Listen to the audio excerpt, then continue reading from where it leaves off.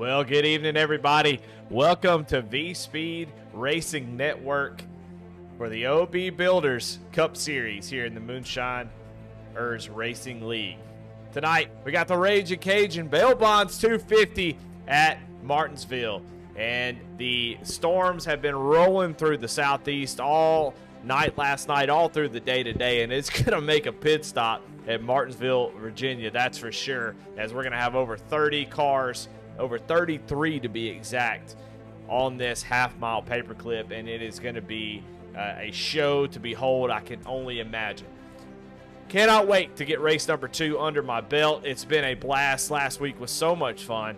It was really awesome to meet some of these folks and see what they got going on. And I'll tell you what, this racing has been incredible. The last week was pretty awesome. I went back and watched quite a few. This season has been pretty amazing. We'll take a look at your schedule so far. We're just a few races in, and we're at Martinsville. We got Texas next week, and then Talladega right after that. So, man, it's going to be a lot of fun as we get through this schedule. Take a look at the point standings real quick. Matt Cox gets his second win of the season last week at Richmond. That puts him third in the points, but Randy Mullins is holding that top spot, man. What a great, consistent season he has had so far. Martinsville can really change that quickly, so we'll see how all these guys make it through this particular race. But you can see a lot of folks who have plenty of opportunity to work on those points. You got such a long season. It's really a grind, and it's really just about getting into the races, finishing well, and finishing and not putting yourself too far in a hole. And that's exactly what they're going to look to do tonight. Is it has potential for disaster. Also, always in the next-gen cars open setup, but you can see 670 horsepower, a lot of tire grip on the tire patch on the pavement, and has a lot of opportunity for grip. Shifting will be a big thing here, so we'll see how that all goes down. But qualifying just getting underway, so we'll go ahead and jump into that. Let's jump on track, and let's cover a little bit of qualifying here tonight. See who's going to start on the pole, and we'll watch. Everybody usually goes out right around the same time, so we'll try to catch a few folks and try to highlight some of these drivers and where they end up qualifying. So we'll take a look as they go around here. We're looking at Kenny Coppola. Had a great race last week, just came up short. Had a really strong 77 machine. We'll see where he can put this machine right around the bottom. That's where you're going to want to be all race long. You see he's in third, going up to fourth, no fifth here tonight. He goes down into third. Try to roll the center as best you can. Get on the throttle and don't want to spin those tires on exit. See a little bit of nervousness as he comes off of turn number 2. Going to run a little wide in 3 and 4, but we'll see as he comes across. Oh, and he actually makes contact with the wall, and that puts him, again, at the top spot anyway. So really fast lap time. I think that first lap was going to be the fastest. He loses the second one. But still a pretty good lap nonetheless. Now we're going to check out Chris Davis.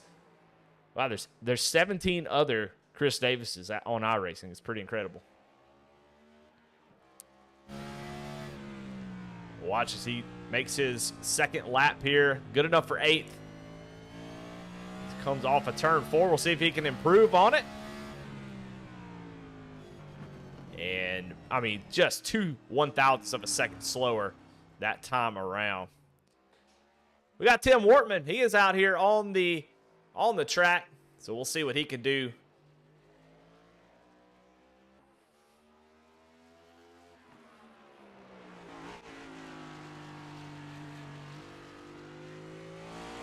See Kyle Holden go to the top of the board, knocking Kenny Coppola off by just a few hundredths. And here we go. Tim Wortman. A little bit of high line entry into 3 and 4 to get the best run he can to start his lap. First one in the books. This is going to be what he considers, I guess, his hot lap. I mean, good enough for 14. We'll see what this hot lap can do right here. Really smooth entry. Grabs the gear right as he gets to the apex. Oh, a little bit of a stutter there on exit. And we'll see if that hurts him or helps him. Up to 7th, though.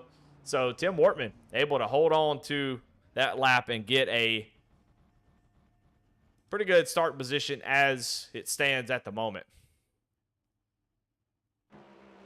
Johnny Shade in the 13 machine. He is on track now.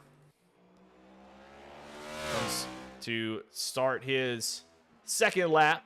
First lap, 19.725. He's definitely gonna have to improve upon that here on this one. Still about 6 minutes left in qualifying, so he got plenty of time, but a lot of folks have yet to qualify, and track position is going to be important as he really struggles off the exit of 4.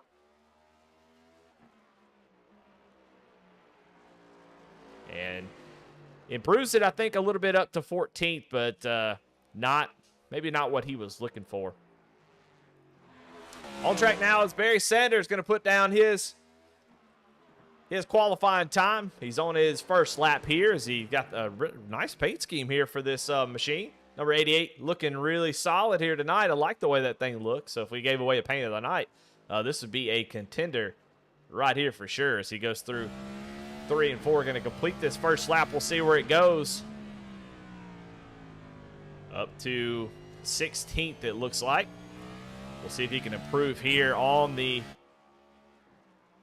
second lap into 3 and 4, trying to wrap that bottom the best he can. Get back on the throttle, gas it up, carry it all the way to the start-finish line. We'll see where he can put this 88 machine, and he improves on it just a little bit up into the top 10. So pretty good lap there for Barry as he comes to a halt there.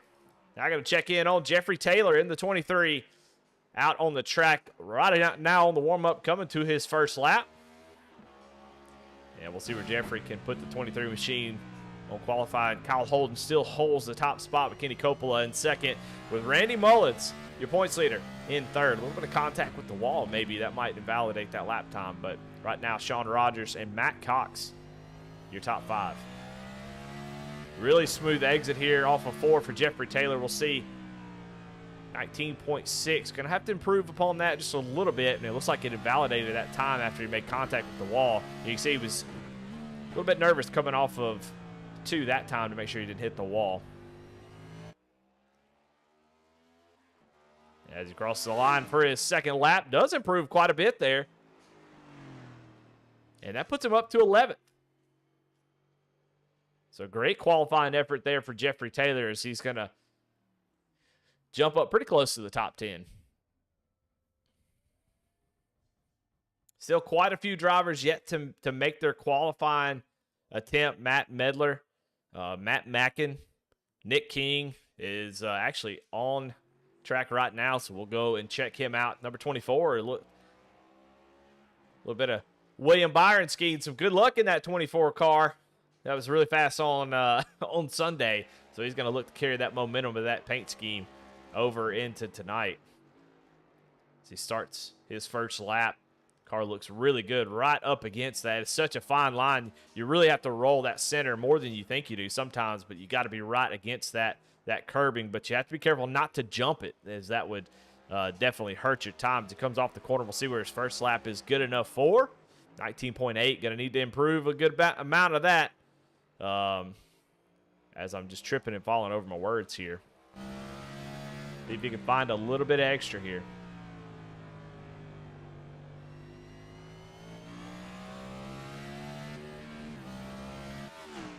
A little bit of a slow shift there off of 4, and that's going to hurt his time. So he's going to end up in 26th after that qualifying effort.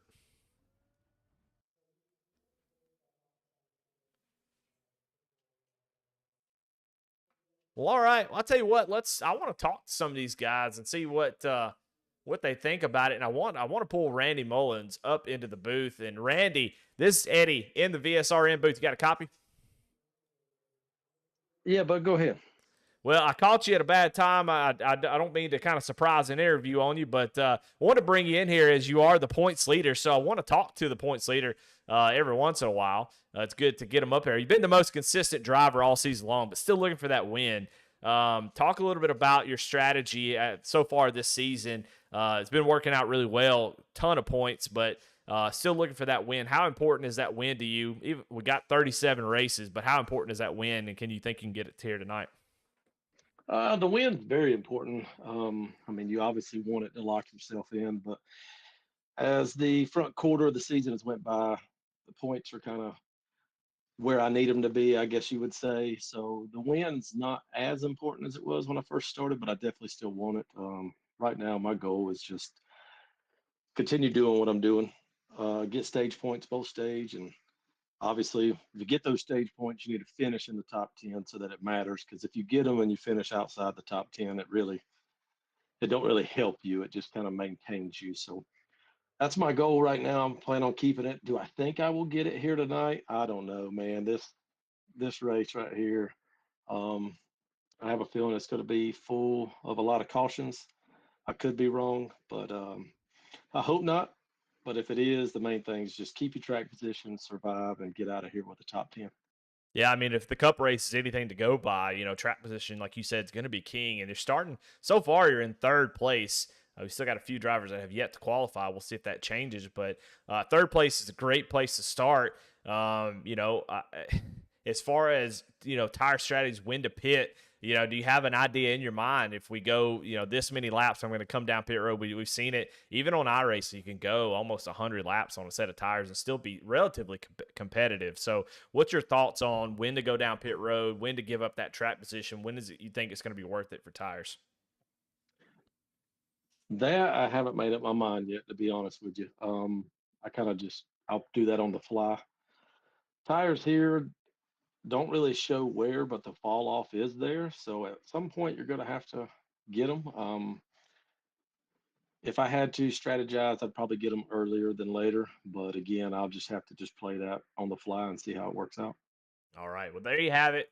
Your points leader currently sitting third in the qualifying standings. Good luck tonight, Randy.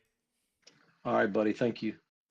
There you have it. Points leader Randy Mullins seems pretty confident. I don't know. I don't think you want to give away his strategy. I think asking a guy his strategy before the race is probably not a great question to ask. But you'll see if maybe they'll give out some information, and we'll see if if I can get them to kind of give me some info. But yeah. Gonna be interesting to see how this all plays out. But qualifying is done, so let's go ahead and let's jump into our grid and see where everybody's gonna start here tonight. As we've got a lot of cars to go through, so let's jump right into it. Starting on the front row is Kyle Holden with a great lap, a 19.108. I mean, really blazing fast. Kenny Coppola gonna be in second. Third's gonna be Randy Mullins with Sean Rogers in the fourth position. In fifth is going to be Warren Young with Matt Cox in sixth. Seventh going to be Stephen Gibson, Tim Wortman Jr. in eighth. Ninth, Hunter Carmichael with Alex Coffey in the 10th position. 11th going to be Paul Gallimore and Barry Sanders in 12th. 13th, Jeffrey Taylor, Derek Pemberton in 14th. 15th, Ryan Huff with John Bender in 16th. 17th, Paul Whitley, Chris Davis in 18th position. Jordan Schmeets in 19th, 20th, Blaine Wilson. Chris Spear going to be in the 22nd position. As we continue on down, Darren Mullins and Garrett Crawford. 25th, Nigel Christensen with Jared Clark in the 26th position. 27th, Ed Boyles Jr. and Jamison Middlemiss in 28th. 29th is Nick King and Justin Belmont in 30th. 31st, Matt Medler and Shane Davis in 32nd. 33rd, Aaron Matthews, Nicholas Atwood in 34th. 35th, going to be Caden Orfrey and Matt Mackin in 36th. And rounding out the field is going to be Dean Motley in 37th position. Well, you can see them lined up. They already gridded up. Everybody's ready to go, and I'm sure there's a lot of nerves out there as they're just considering what this race is going to be. And look, I'm not going to play games. On iRacing, Martinsville puts on one of the worst short track products on the service.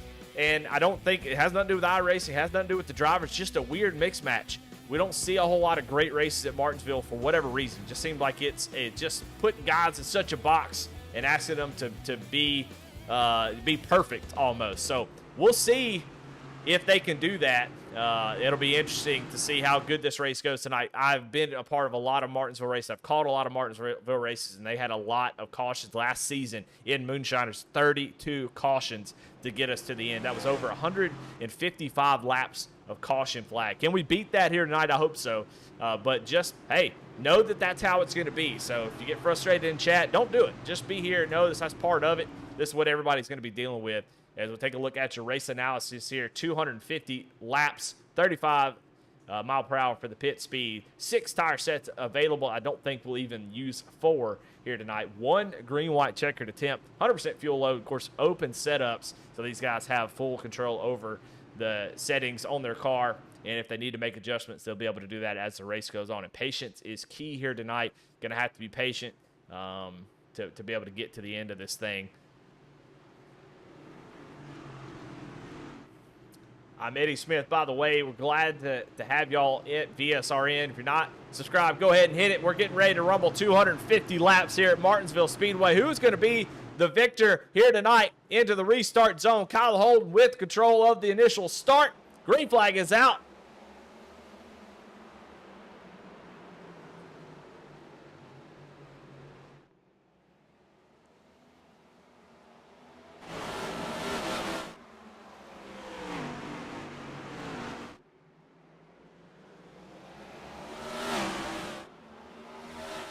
Side by side into the first, through the first lap. Kenny Coppola trying to hold it on the outside, starting to fade though. That outside works for about 1 good lap, and then it's really tough after that to make it work. You're going to want to be right around the bottom, and I think Sean Rogers, his caution, our first caution of the night, is out back here. Oh my goodness, the 13 of Johnny Shade flying through the air as we swap the camera, and you see Nicholas Atwood, Dean Motley, Matt Mackin, and Jameson Middlemiss, the 16 there, sitting on the track as the leaders come by as we have our first caution of the night on lap 3.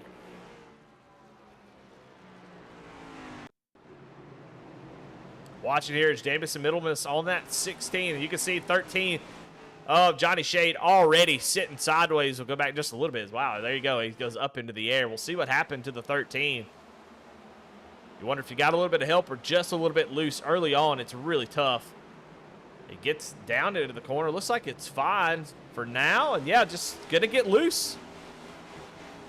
Gets loose. I think got a little help as he does get loose, but that's to be expected. My goodness, what a violent. To go back and watch that from his point of view. On board with Johnny Shade here. So he really wanted to get down to the bottom. Going to grab that curb. Now, we talked about that curb. He tried to 2-foot smash it. Which, if you're not familiar, that's where, as you start to spin, as good grief. let's go back and watch as he gets flipped over here. Dang it, Bobby.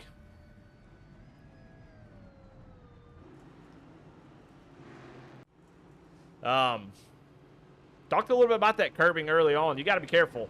And that 2-foot smash is literally, he starts to spin. He's got the throttle and the brake pushed down to try to straighten the car out. But, you know, here it's tough to do that because somebody's going to be right on your bumper, and that's exactly what happened. And Johnny Shade goes around, and we have our first caution here of the night. So the number to beat is 32. That's what they had last season.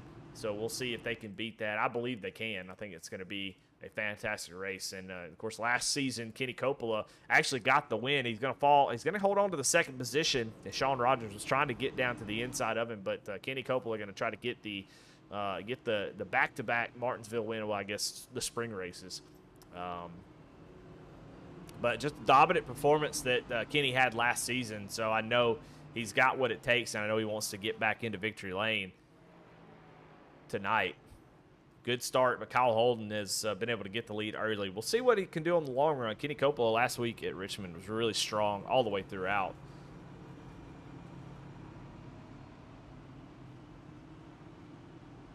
Something we really haven't talked about just yet is the stage brakes, and they are 60-120. So your 2 stage brakes are at lap 60 and then another one at 120. So if you're up in the top 10, you want to hold on to it. You won't see much pitting before that first stage. I just can't imagine somebody coming down pit road before the end of the stage. That track position is just going to be too important. As these guys go green, they're really worried about trying to get down to the bottom. That first lap on fresh tires, yeah, you can make the outside work just a little bit, but as it starts to heat up, that bottom line becomes too strong, and hey, let's go ahead and get down to the bottom. So you're going to see a lot of that on these restarts, guys fighting for the bottom, and I think that's where a lot of the cautions come from. So, but getting ready to go green. Restart here on lap number 7 at Martinsville.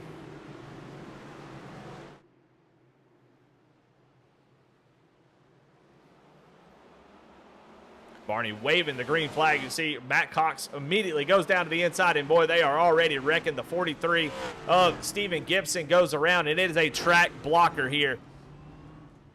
Look from the blimp view, everybody stuck, nowhere to go as they're waiting for Barry Sanders and Stephen Gibson to get going, and Barry Sanders still kind of Austin powering that thing, get the 88 turned around, and you can see there in the middle of your screen, that is Warren Young sitting backwards, waiting on the field to come by, and we have our first track blocker of the night.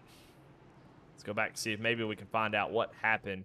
Saw it sort of in the distance. We'll watch the 10. 10 did not get a great jump, and oh, yeah, he just did not get a great start. I don't know if he missed a gear or what happened, but look out quickly. Everybody just piles in. I'm going to be honest, everybody did a great job. It's tough to ask guys to have patience, especially when two cars are trying to get their car turned back around. You see Barry, oh my goodness, almost makes a little contact with the 24. Let's see if we can find out what happened to Warren Young here on this replay.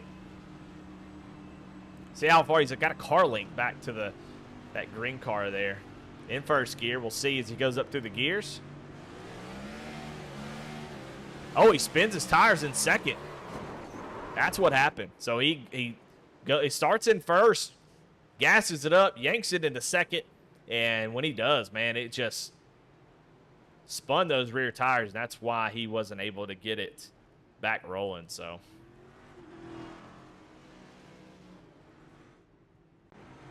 V-Speed instant replays are going to have a lot of work to do here tonight.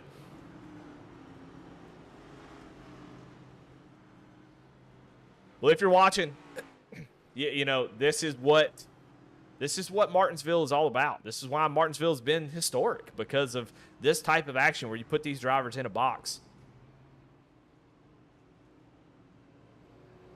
So no reason to get frustrated, no reason to be, I think we're all in it together. We know what's going to happen here. So we can't be surprised when there's a lot of cautions.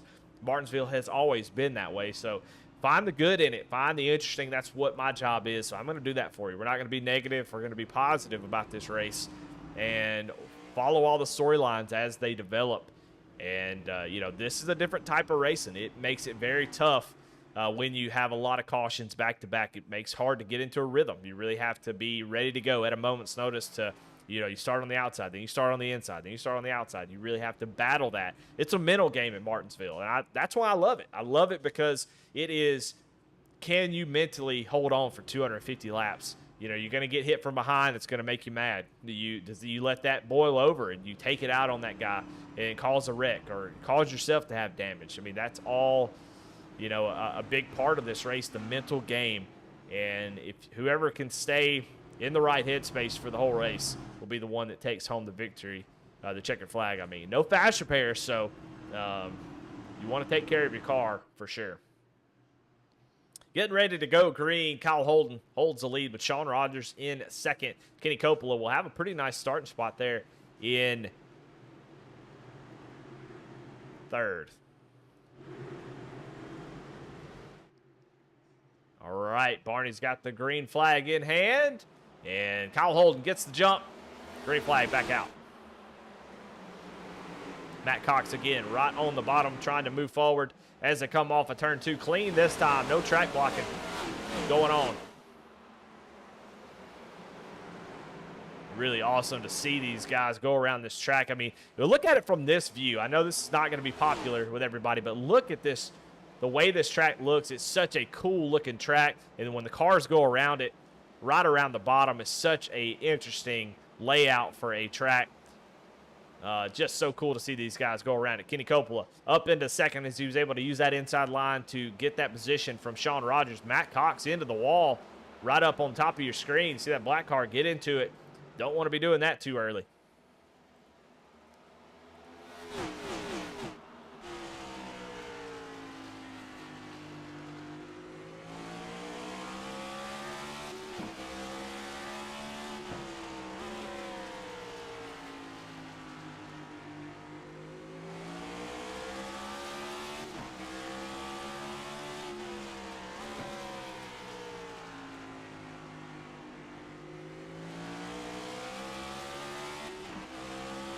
can see the patience you have to have. Drive it down the corner, shift down to third, roll the center, then roll back on the throttle.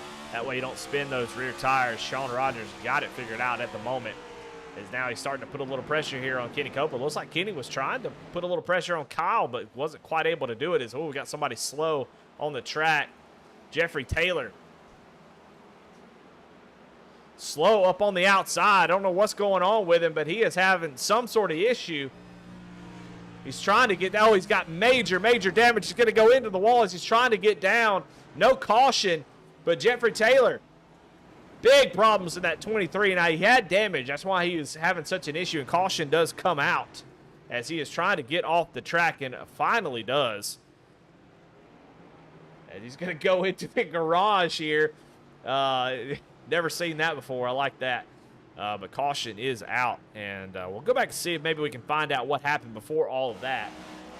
You can see he's already up against the wall, so we'll go back a little bit further.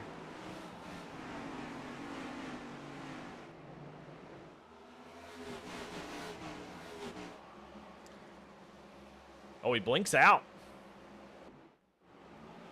Oh, my goodness. So I don't know if he had a wheel die or what, but he blinks out and then hits the wall hard. And that's where that damage, you could see he was not, he got the wheel turned all the way to the right. He's just trying to let everybody go, and he's going to try to get down, but the car is just not responding to his input. So I applaud him for, you know, it looks worse than it actually is. I applaud him for trying to hold it up against the wall. The steering was completely jacked up, and then him trying to get off the track as quickly as possible. So a round of applause there for Jeffrey Taylor. Is I mean, he has a blink, and sometimes it's connection issues, but a lot of times those blink outs like that could be a wheel issue where your computer freezes up, or you know, something like that happens and you lose control of your car, and then it comes back and you're in the wall like that. So that looks to be what happened. So a bummer there for Jeff. He is gone for the night early here, lap 22 at Martinsville. So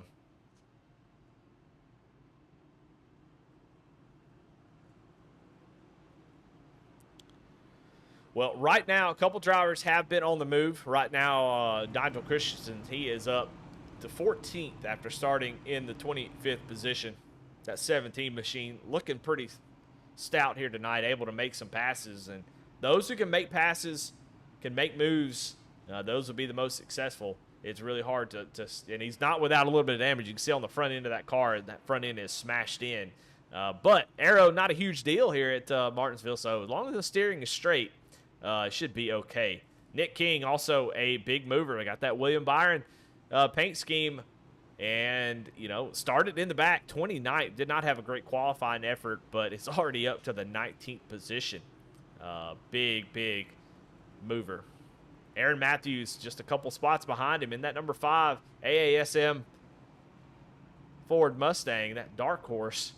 He is up from 33rd all the way to 21st. Now some guys that have fallen back. Warren Young started in 5th. We saw him sitting backwards on the track. He is in 26th.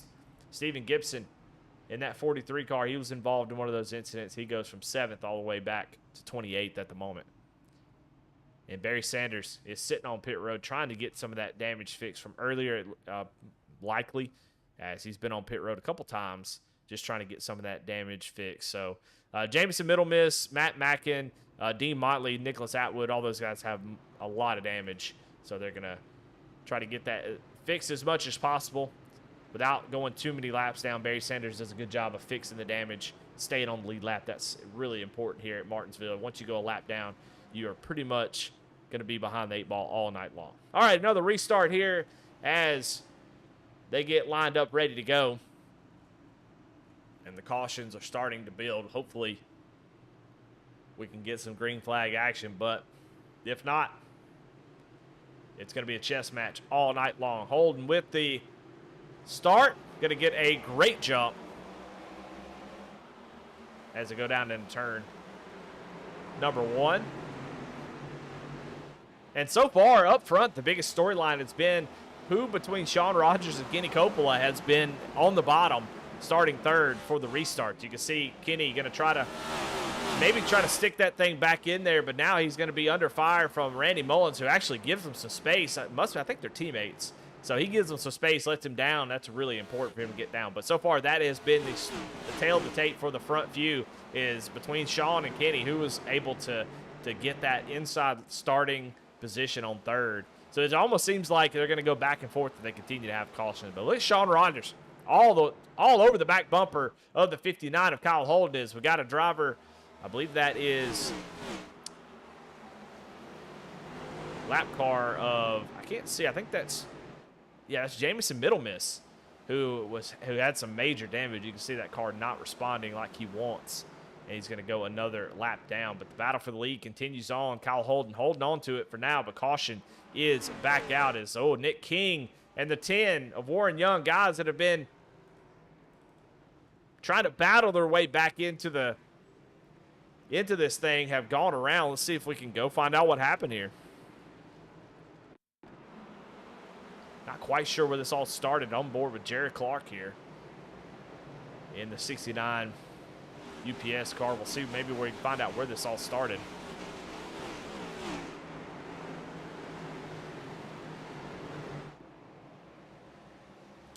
Oh, somebody's slow already on the track. The 64 and the 24. Oh, gosh. The 6 of Justin Belmont.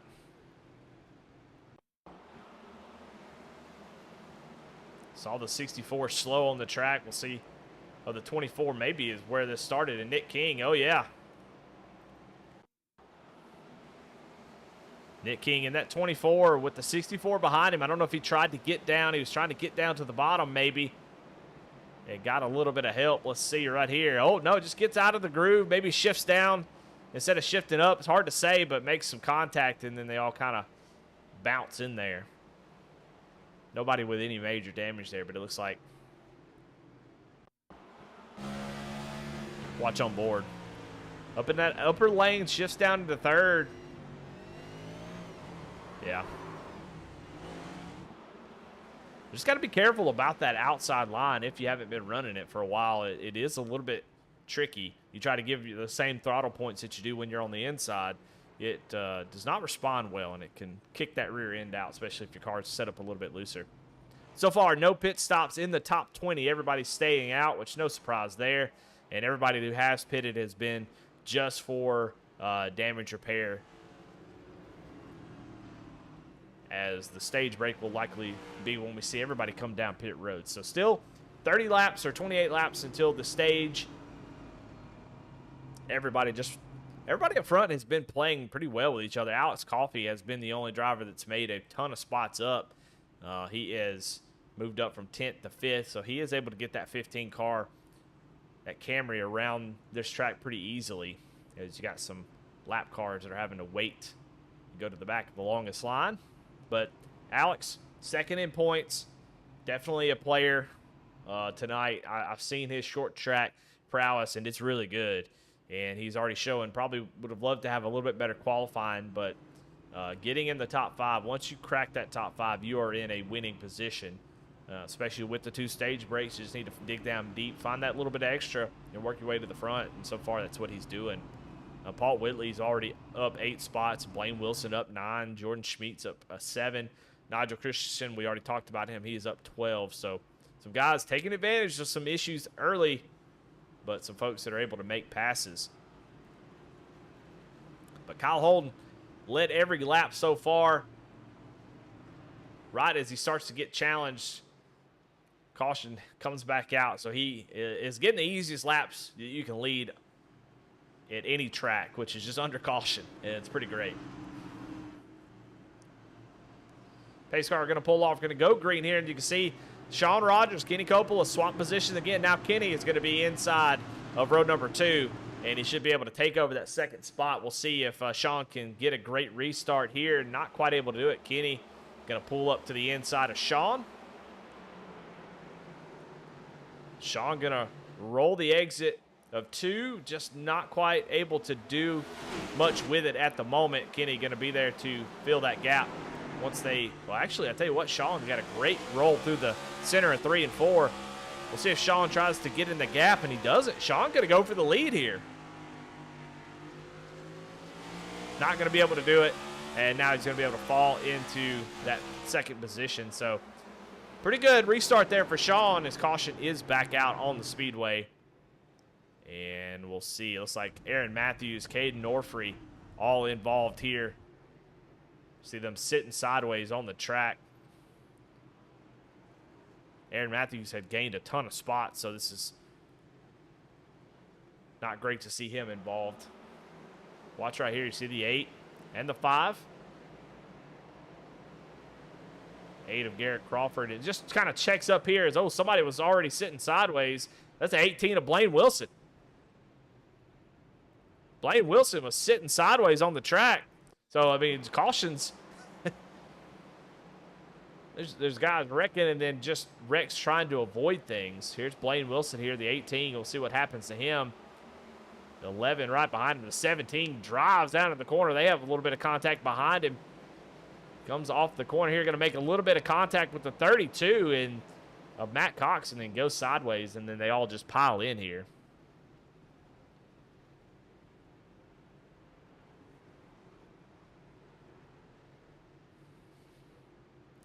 Everybody always jokes about the pile in after the fact, but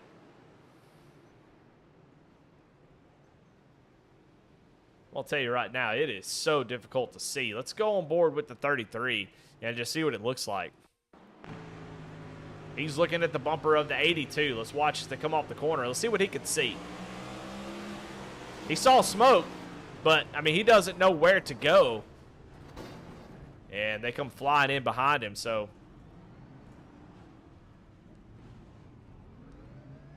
John Bender actually did a pretty good job of not getting too tore up there, but I mean, you can see, you just can't see. You can see a little bit of smoke, but you don't know what's happening because you got a car right in front of you most of the time here at Martinsville. So I know the criticism always at the end of these things is, well, people need to find their brake pedal, need to find this. It is so difficult in these large fields at these shorter tracks to see what's going on. Bristol, one of the worst is you have such high banking, and the dang A-frame, the A-pillar, I mean, is in the way. You can't see. Heck is an A-frame. It's a ladder. But you can't see, you know, and you go around the corner, especially at Bristol, you're so fast as you come off the corner for the car sitting in the track. You know, it's not a matter of braking. It's just a matter of hoping that that car is not there when you come around. Martinsville doesn't have that. It could be easy to have a car sitting sideways on the track and you just can't see it until it's too late.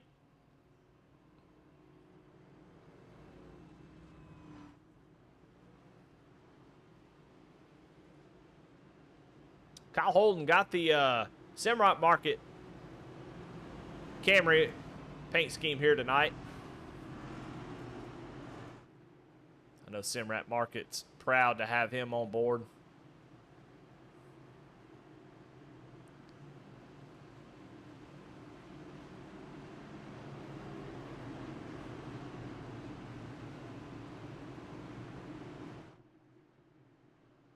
All right, pace car going to pull off. Get ready to go green as green flag is out.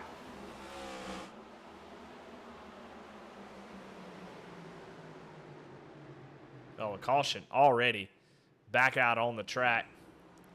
I don't know what for.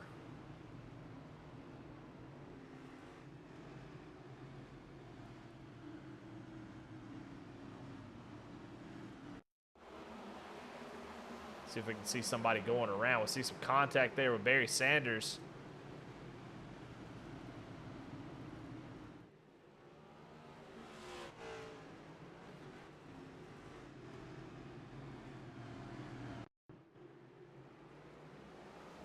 Trying to go and find where this caution came from, but I'm not seeing it. So I don't know if it was an admin caution thrown for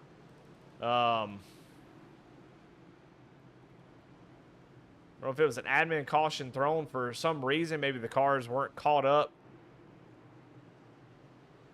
Oh, no, it was Dean Motley. Just spins coming to the green flag. Sorry about that. It took me a while to figure out who was the cause of that. And Dean Motley just trying to get caught up to the back of the field, gas zone a little bit, and comes around.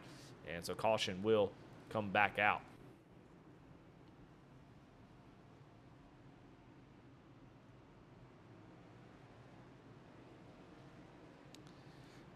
Yeah. Anyway, talking about Simrat Market, man. I know Cameron Colby over there at Simrat Market. Glad to see Kyle Holden out there with that paint scheme leading this race. I tell you what, Simrat Market has put out some really awesome schemes.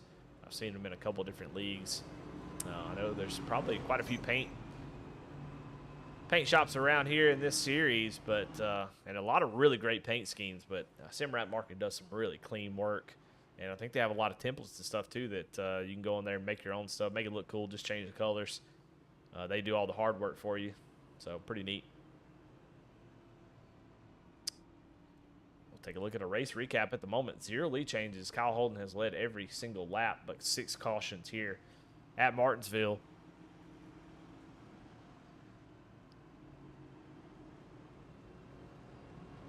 The stage starting to wind down here. Lap 46, just going to be under probably about 11, 12 laps to go to the stage once we get the green flag.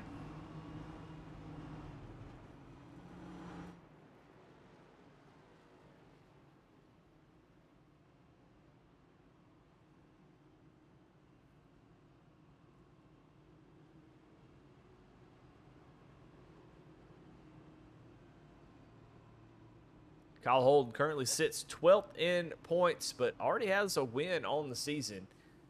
So he is locked in, doing great. And I know he'd love to get win number 2 as Matt Cox has already got his second win. Chad Sullivan, which I haven't had the pleasure of seeing on track, I don't think. I don't remember him from last week, but I am new, but I don't see him here tonight. Those guys have 2 wins on the season. So Kyle would love to get his second here tonight. Getting ready to go green for the 7th time. Gonna have 12 laps to go here for this stage. We'll see if we can get green all the way.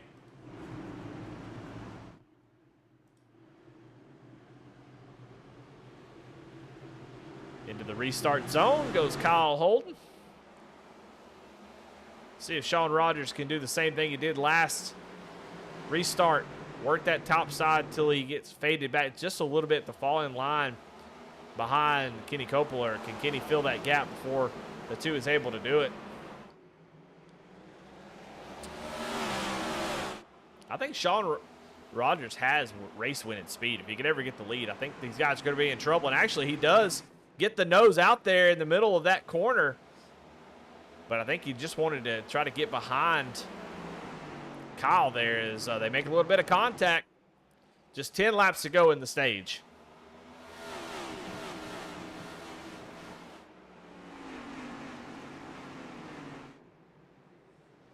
Oh, a caution back out on the raceway. Jared Clark. Slow on the track. Looks like a single car incident from what I could tell. Let's go back and see what happened.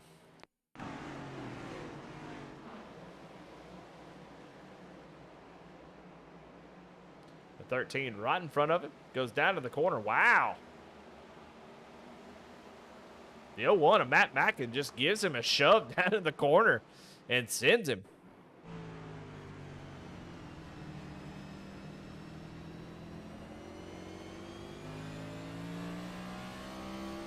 On board with Matt here. Let's see, maybe we can figure out what happened.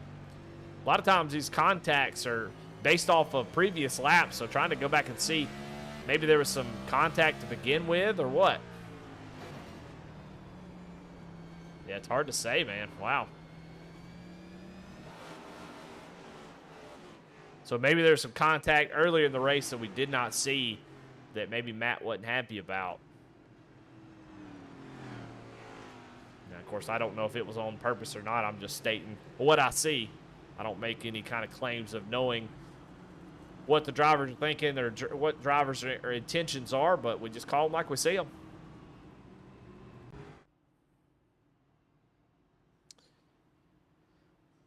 All right, another caution in the books.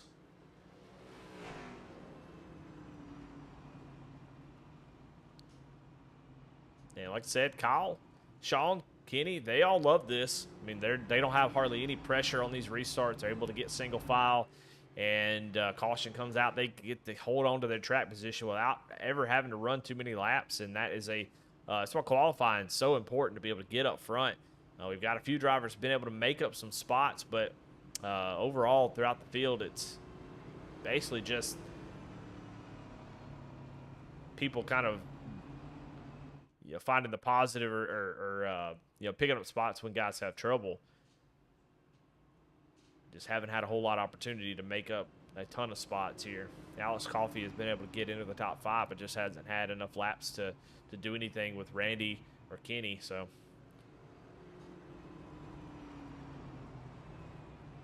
Kelly and chat said, who's counting cautions? Well, we'll keep y'all up to date. Right now it's up to 7, and we're only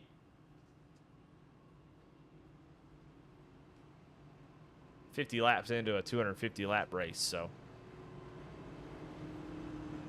I think the best thing about these races is that there's no fast repair. So if there's enough damage on a car that they enough damage on a car that they can't continue, that kind of helps. If they have a fast repair, it just continues on and on. So chat has been disabled, so I don't know if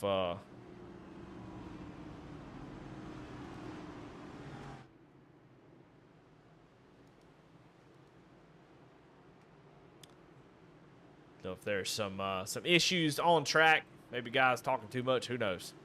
But we're getting ready to go green. We're going to have a 5-lap shootout.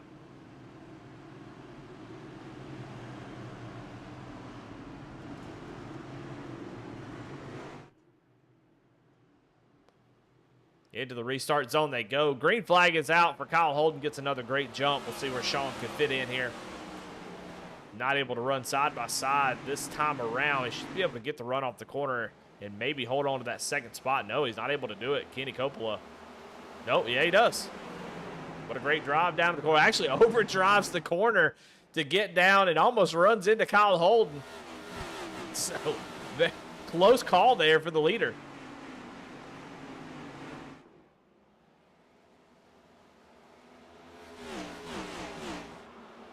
And I think I remember from last week that the whole field has to complete lap 60 for them to throw the caution. At least I remember that's how it was. Man, there's some stuff going on back here, and drivers going all over the place. That's the 17 of Nigel Christensen with Jordan Schmeets on the outside, and that is Blaine Wilson, who we saw turned around earlier. He's back up in the top 12. Oh, contact! Beating and banging, the 5 is going to go around behind him, and caution comes back out. Aaron Matthews goes around.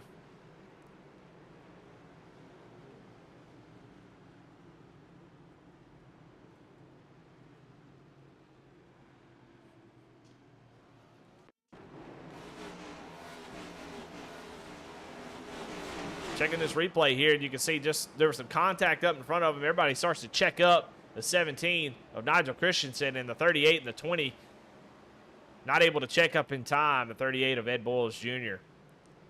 and the 20 of Caden Orfrey.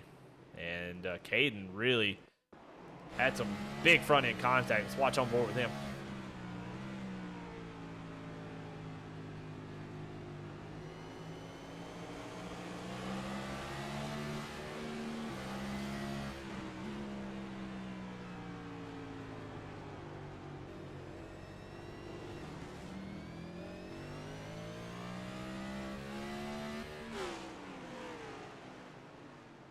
That's how quickly it happens here.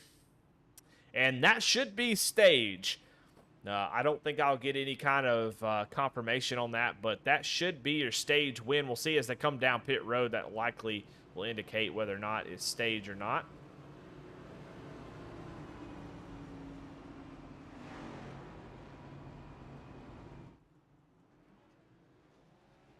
I got to think that is because we're on lap 61, so I'm going to call it. Kyle Holden's going to be your stage winner unless I'm told differently.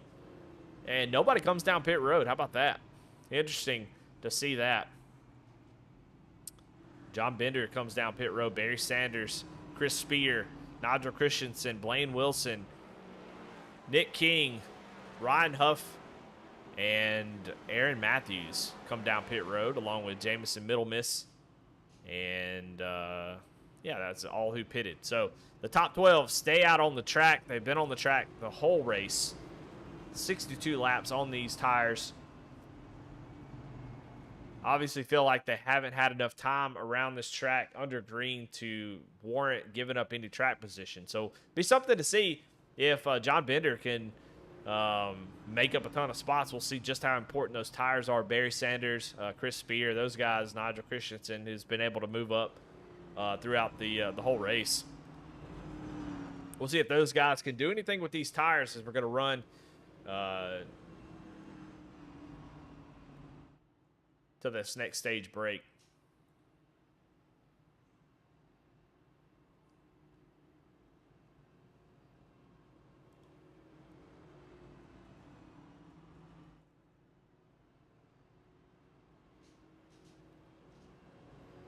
They had plenty of tire sets for this race, and I didn't think we would use that many of them. Just all the cautions. No point coming down pit road. Just puts you in the mess. These guys are going to run to 120. You know, exactly what is the likelihood that we go green all the way to 120? You know, and that is the question. I think they can make it to 120 on fuel, obviously, or they would have pitted. So, going to be interesting to see. Got a little bit of differing of strategies. I like the tire call. We'll see. We'll see if it's going to play out here or if it'll be just a hill that's going to be tough to climb. Kyle Holden, though, still with the lead. Sean Rogers outside of the front row yet again on this restart. Into the restart zone. Ooh, they kind of... a little bit of bumper cars there on the start. Kenny Coppola going to be side by side, and he's actually going to take over the second position. You see somebody in the wall back there. But no caution. 3 wide, though. My goodness. 3 wide back here in the back, and somebody is falling through the pack. I think that's Caden. He is. He has got some damage maybe early from that contact.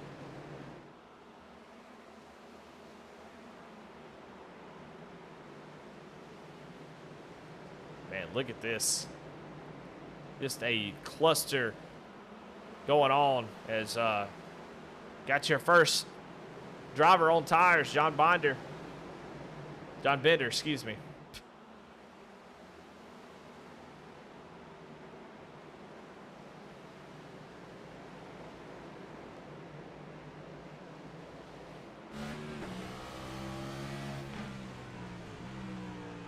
So look down to the inside of Garrett Crawford, and Garrett Crawford just comes on down right in front of him in the middle of the corner, and Barry Sanders goes around. And caution back out. When we were watching that one, that was pretty wild.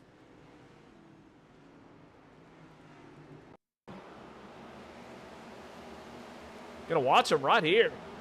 Is John gonna get down to the inside?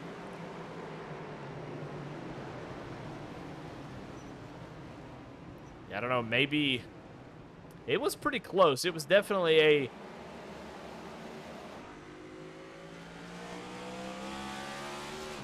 watch out the rear deck lid of Garrett Crawford. It'll be the next corner that the contact happens. You're going to see John going to get a nice jump raise. Feels the confidence of the tire is going to dive down to the inside. And, yeah, it's really hard to say whose fault that was. Yeah, I mean, it looks like maybe Garrett thought he was going to gas it up and cross over his nose, but unfortunately, John was there, and they make contact, and he goes around.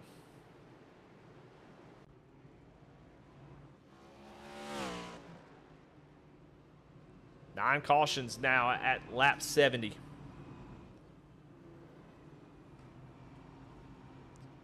I haven't really talked about the weather here tonight, so we can talk a little bit about that. The air temp 75 degrees, track temp 92. 92 is still plenty of grip. I think they've got all the grip that they need. We haven't seen anybody get really loose off the corner. So you really can gas it up. You got a lot of agency in the pedal to really make that car do whatever you want to on exit. So we've only seen one driver get loose, and that was on shifting from first to second on a restart, and he kind of spun the tires, but I don't think that was really having anything to do with the track temp. 92 is pretty chilly as we get into the 110, 120 track temp, that's where it starts to get real slick and out of control. But 92 degrees is pretty good. They ought to be gripped up pretty well. And honestly, it's just Martinsville. I do have a theory. I've said this theory a few times on different broadcasts, so I'll say it here. And this is not me knowing anything. This is just a theory of why Martinsville is such a tough place on iRacing. And honestly, I feel like that iRacing's tire model at lower speeds is a little funky. And, you know, I don't know. Every time I get into a car that has to go through a slow hairpin, seems like the traction, the grip level just feels a little bit off. And they're going around these corners at such a low speed that I wonder if it doesn't make, you know, the car react a little bit differently. It looks pretty much like real life, you know, from the eye test. So, but you know, it just seems like the car does not have the same grip that it does at other places. Or maybe it's because you're trying to put 33 cars down on the bottom lane and tell them to slow down all at the same time. Yeah, I don't know, who knows? Getting ready to go green here as I spin my wheels. Hopefully nobody spins their tires here on the restart. Kyle Holden with the lead yet again. As you see, the fight for second place continues on. And that's that mental game that we talked about at the beginning of the race, is dealing with the cautions. You know there's going to be a ton of them. You have to not get frustrated. You have to know that, hey, we're going to have to deal with this. They keep swapping back and forth, trying to get to the bottom line. And caution is back out on the speedway. Nigel Christensen sitting sideways. Jared Clark and Chris Davis involved this time.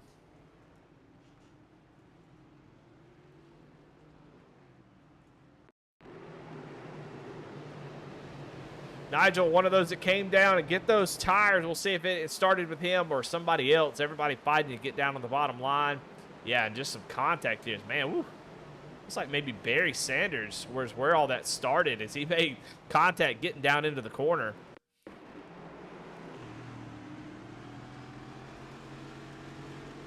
Man, look at this. So it looks like this has happened on board Barry here. This went on for about a lap or so before the actual contact with the caution. Watch right here. Big checkup as on the bottom line, and that's from guys jumping from the top side down to the bottom. That checks that inside line up. And again, the 29 going to drop down to the inside, and Barry just, I think, probably was just tired of it, I guess, and said, hey, if you're going to jump down in front of me, you better make it into the corner. But that's just a product of guys fighting for that inside line, and that's exactly what happened right here. Yeah, and you can see just bumper cars.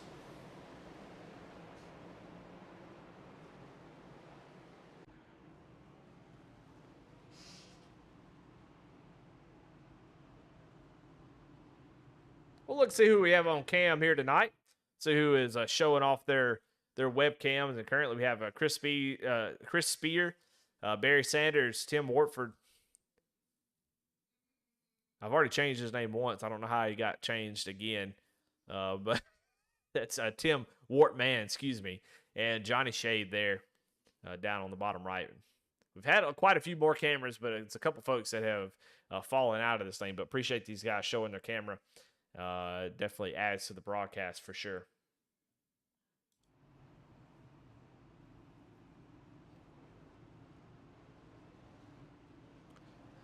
Caution number 10 here on lap 78. 31, 32, I've heard differing numbers. Someone in chat said 31 cautions last season. I heard 32, so it's somewhere around in there, 31, 32. Right now, we are a third of the way in to that number. So that is what we're trying to do. We're trying to beat 31 cautions here tonight. And so far, we're right on the number to hit that mark. So hopefully we can get past that and improve upon. Even at 30 cautions, that would be a definite improvement. All right, doubled up again to go green.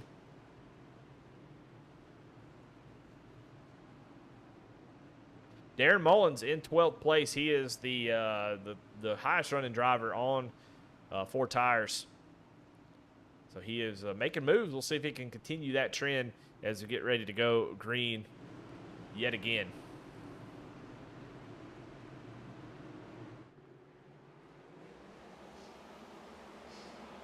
Green flag back out. And the battle between the 2 and the 77 continue on as right behind them, Matt Cox and Alex Coffey has had their own. As, man, we've got a big checkup in the back. Somebody's in the wall. I think that is Caden. Yeah, Caden lost his front bumper there at some point, so he got into the wall, and he is falling through the field, and right in front of them, I'm trying to show one, and there's another.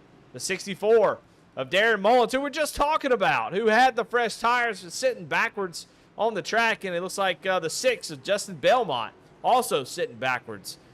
So we were just talking about Darren, who has those fresh tires, and now he is in big trouble.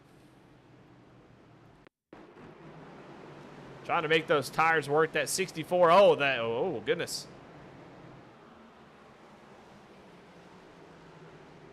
Well, how did I miss that? That was last week's winner, Matt Cox, who went around, where all that started. As I was looking in one place and missed the car on the outside of the second row as we were going back to check the contact with the 20 car. And up front here, watch that black car. He's going to get help from Alex Coffey. He goes around right in front of the field, turns it back up the track, more contact. And so last week's winner, Matt Cox, sitting backwards on the track, and now he is going to have to go down to pit road and get that damage fixed, which he is on right now. Running up in the 4th position in contact with Alex Coffey. Now last week's winner goes a lap down as he's got some damage to fix, most likely. So tough deal there. As, man, that was unexpected.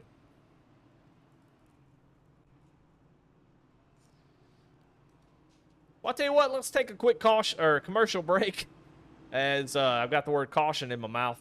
Let's thank Premier Racing Setups, who sponsors VSRN this season. They don't sponsor Moonshiners, so if any connection is there with somebody, don't get upset. This is for VSRN, and we'll have a short little break. We'll be right back.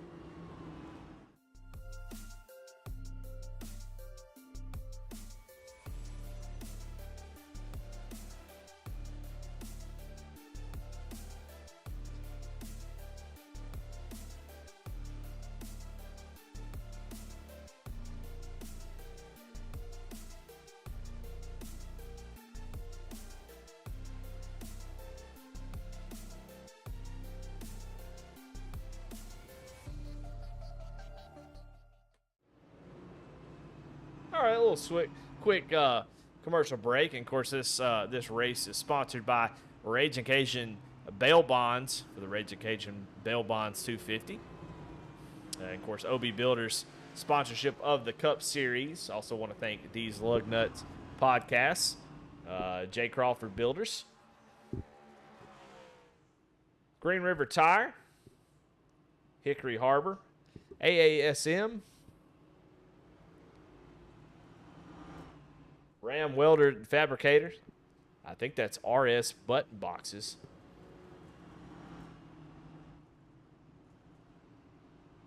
Triple M Hauling Land Development LLC. I believe that's what that is. I apologize. I'll work on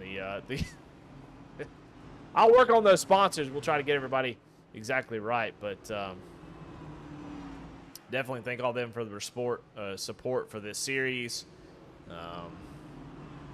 It's really great to have so many sponsors, so many supporters. It really helps when you have the support of multiple folks. See Kenny Coppola give a little bit of oomph as the pace car telling him, get out of the way, let's go racing. Tired of you. Kyle Holden, though, going to drive into the restart zone on lap 86. And Coppola going to allow Kyle to really have a nice little run there, and the two going to go by the 77. Here comes Alex Coffey down on the inside. I don't know if Kenny is having some sort of issue or what's going on, as this is the first time he's been in a battle with anybody but Sean, as Alex Coffey looking to move into the 3rd position. 88 laps on these set of tires. But have we really had any kind of laps? It's hard to say. Is Alex going to get a great drive off the corner here? He's got a nose in front of Kenny. Can he complete the pass here? And he does. So Alex Coffey up into the 3rd position, up 7 positions from where he started. Back here in the back, got Paul Gallimore in that 11 machine.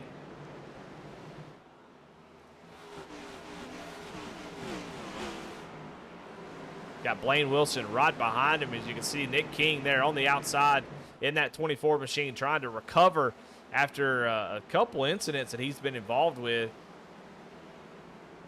early in this race. But that 24 machine wants to get it up front, get that victory.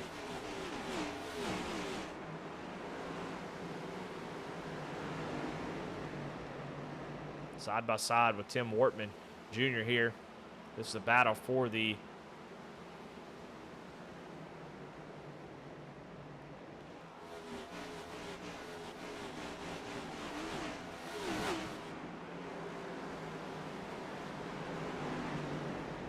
excuse me, that's Paul Whitley. Battle for the 13th position. Now Barry Sanders goes up to the outside to try to make this work.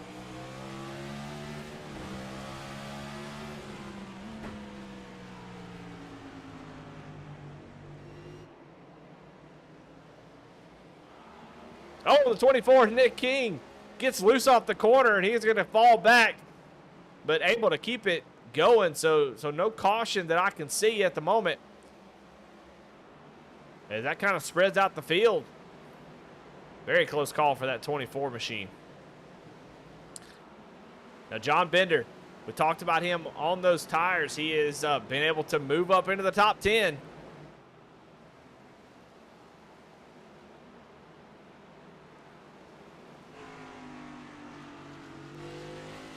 John has 33 laps on these tires. Not all of them green flag, obviously. But been able to put them to use. Glad to see that tires do make a little bit of a difference. But it's only getting harder and harder as he gets up through here. But you can see even with 60 laps, fresher tires, there's not really much he can do with somebody that has 96 laps on his tires.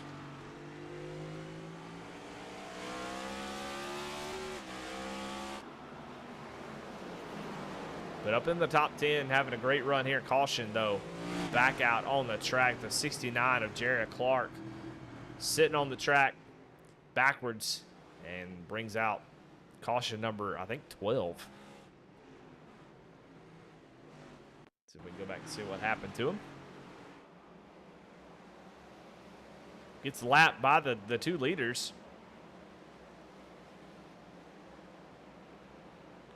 Drives up, kind of drives pretty hard into the corner right in front of Kenny Coppola. And look at the avoidance by everybody right here. Is everybody trying to avoid that 69 sitting right in the groove on exit.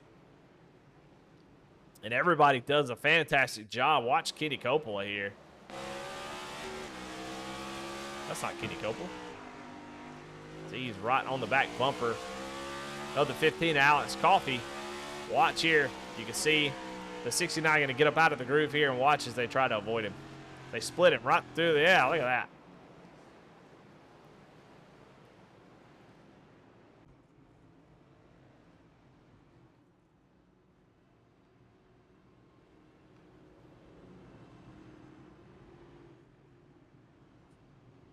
All right, well, just a little over hour into this race, and we are just now getting to a lap 100. We still have 150 laps more to go in this race, but just 20 laps to this stage. Kyle Holden so far, I mean, has led every single lap. He hasn't been challenged, hasn't had an opportunity for anybody to challenge. Sean has been all over his back bumper, just hasn't had enough time to work on it. But 12 cautions here, and Kyle Holden has led every single lap. He's going to cross over start-finish line here. He's going to take lap number 100 as well.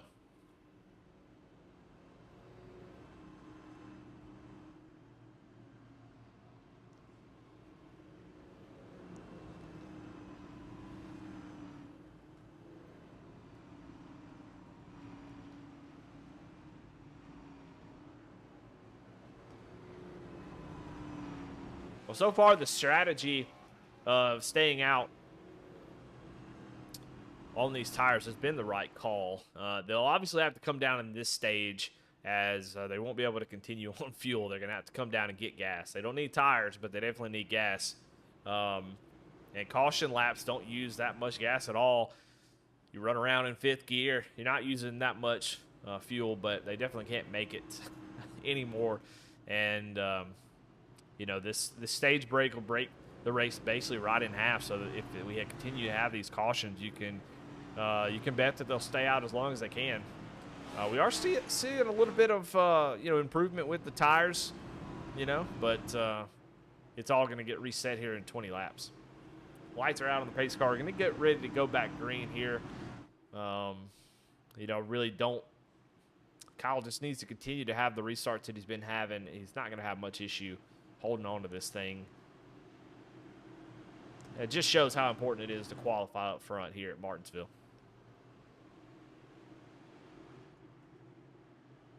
Into the Geico restart zone yet again. Kyle Holden gets a great jump. And Sean Rogers is going to jump in behind him. Give him a little shove into 1 and 2. So Sean gets a great jump. Gets down in that line. But here comes Alex Coffey down to the inside. Going to try to take over the 3rd position. Kenny drives it deep into the corner. Actually gets a pretty dang good run off of turn number 4. We'll see if he can complete the defense. And, oh, man, Kenny Coppola is going to get turned by Alex Coffey in front of the field. No caution, but the 54 sitting sideways. Randy Mullins, your points leader, sitting sideways on the track.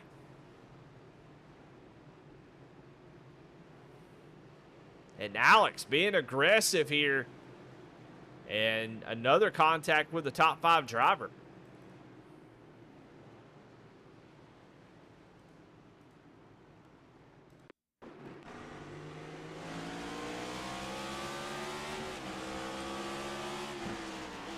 You see right here, they're battling as hard as they possibly can. And honestly, that was the weirdest contact. We'll actually do a little rewind here and see if we can maybe zoom it in a little bit. Maybe we can see if it was net code or what. Let's watch right here and see, because it was really close to being net code.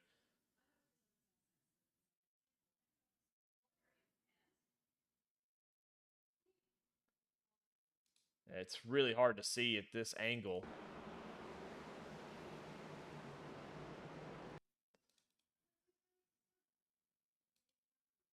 See if we can maybe somehow get a better view to, well, that's not it. That's definitely not the better view.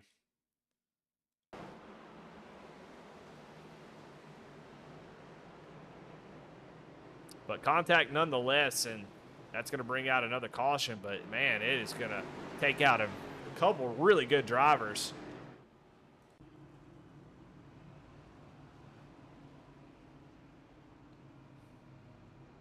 And we'll see where Kenny ends up here. He's probably going to go down pit road, I would imagine.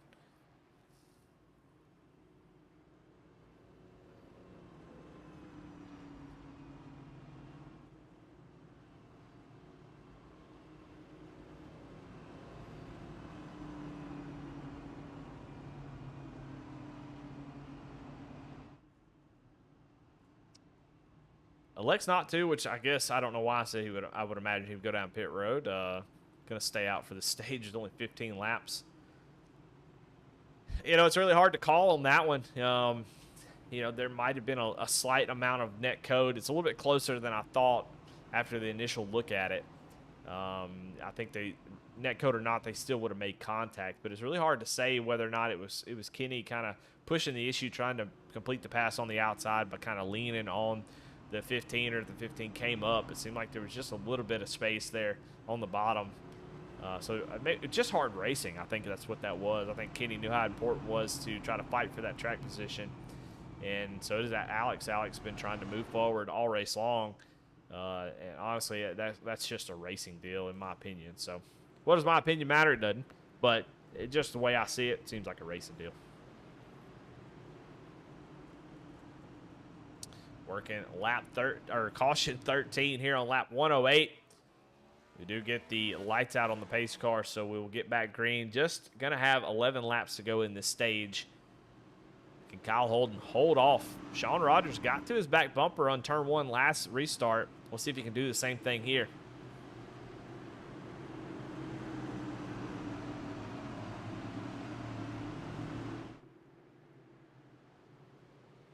Into the restart zone. Kyle Holden gets a great jump. Alex Coffey trying to fill that gap like what we've seen those guys do all night long. Sean's going to have to fight a little bit harder on the outside, I think. We'll see if he can come off the corner with that second position, and he does, and they're kind of barreling down into turn 3 and 4. Is now Tim Wortman and Warren Young battling there for the 4th and 5th position. Here comes John Bender. Oh, a caution is out as Kenny Coppola involved in another accident. Oh, and he actually is going to exit out of the race, so it must have been enough damage that he calls it quits. Let's go back and see exactly what happened to Mr. Kenny.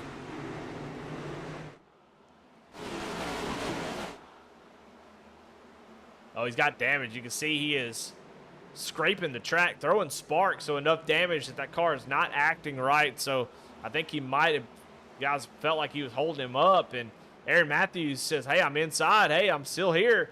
And Kenny was just trying to defend, and Aaron says, no, sir, and sends him on around. So I think Kenny had some damage there that now he sees as the bumper goes ahead and falls off, that damage is bad enough that he can't continue. Gonna be a shakeup in the standings after tonight, as a lot of drivers are having issues. Last week's winner, Matt Cox, he was he got spun by Alex Coffey, and he is back in the 28th position. Hasn't really been able to recover. Been on pit road multiple times trying to fix that damage.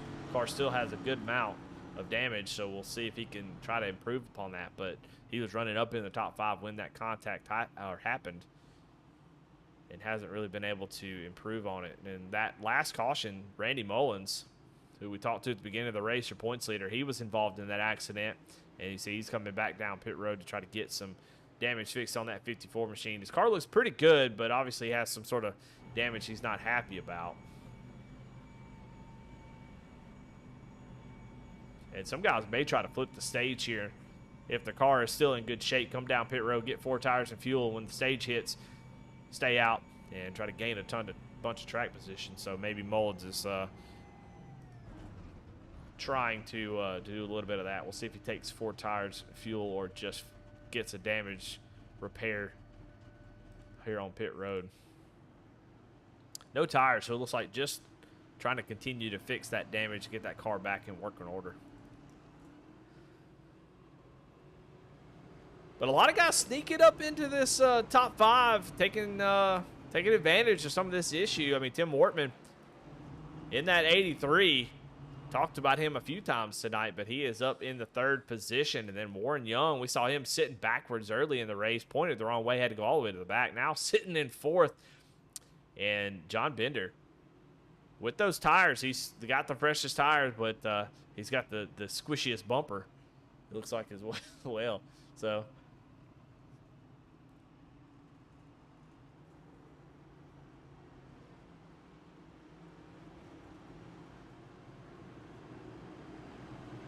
we'll see if he can do anything with that 33 as you get up towards the front. Seems like the car handles better. I don't know what it is, but you can see Paula Gallimore on the outside, Barry Sanders, Aaron Matthews, Blaine Wilson, Darren Mullins, your top 5. As you get ready to go green here, race to the second stage win.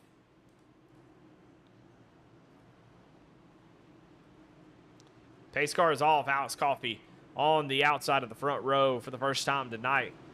Tim Wortman would love to get down to the inside and take over that second spot, get those stage points. Is Kyle Holden going to control the restart?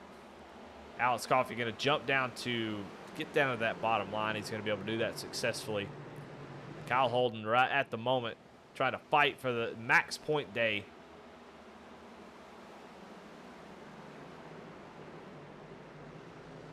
At this point, you kind of don't want to even throw a caution for this stage. Kind of want to just let it go on green, just take a screenshot of it.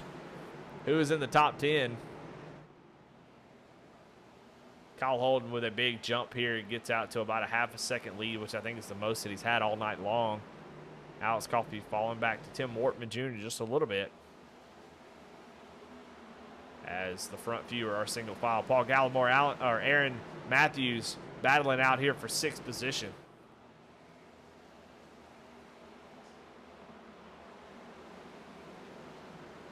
You know, besides Kyle Holden, it's really hard to tell who is exactly good at the moment. Everybody seems to be pretty quick at this track, but it's been so hard to tell because of so many issues these guys have had.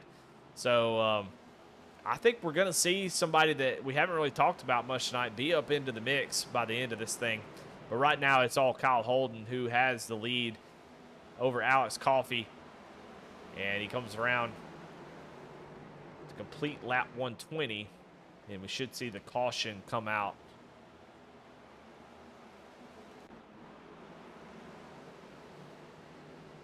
As everybody crosses the line.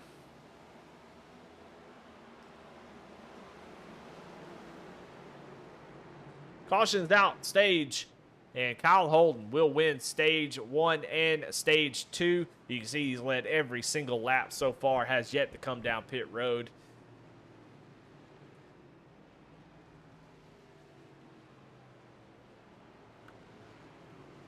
And he takes both stages here tonight.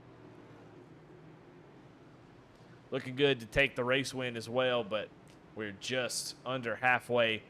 And before we finish this caution, we'll be over halfway. Pit stop's finally going to happen as here comes everybody down pit road, even those who stayed out or took their tires about 60 laps ago. But you see some folks staying out, but your leaders all come down pit road. Looks like Blaine Wilson's going to stay out on track. Darren Mullins is going to stay out, and a few others, so we'll pay attention to that.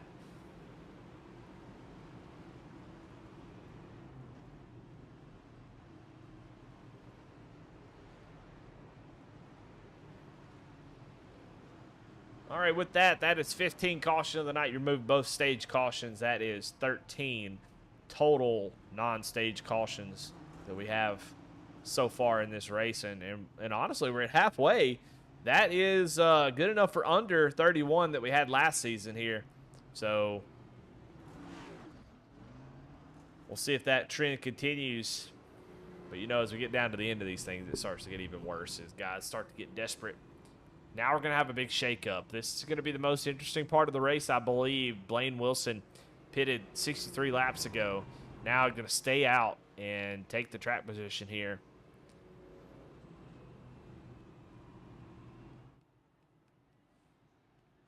That is a long time on fuel. I don't know if he can make it the rest of the way on fuel.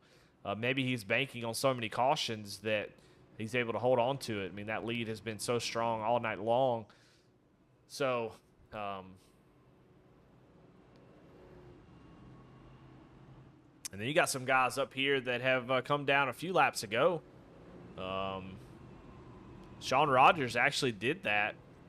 He pit, about 12 laps ago on that previous caution. So he wanted to flip the stage. So, honestly, Sean Rogers is in a really good position.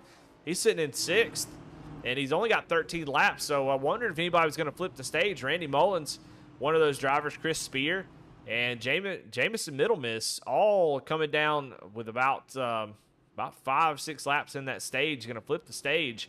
And that's going to give them some track position. And they've got similar tires and fuel to those who just pitted, like Alex Coffey, Kyle Holden, Warren Young, those guys. So, interesting strategy calls. There's going to be a lot going on here. Blaine Wilson been on his set of tires for 65 laps, and it's really not much about tires at the moment. It doesn't seem. The tires haven't been hugely important, but fuel is the concern for the 18. I think that's what I would be the most worried about.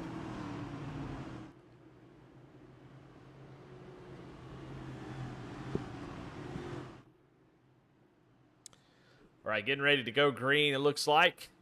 We'll see what these drivers can do. They haven't been up front all race long. We'll see if they can do anything. I think Sean Rogers up in that top groove third row back, I think he is going to be on a mission here, as he's got a lot of track position between him and the guys he was battling earlier in the race. But Blaine Wilson going to get a great jump, the 29 of Chris Davis.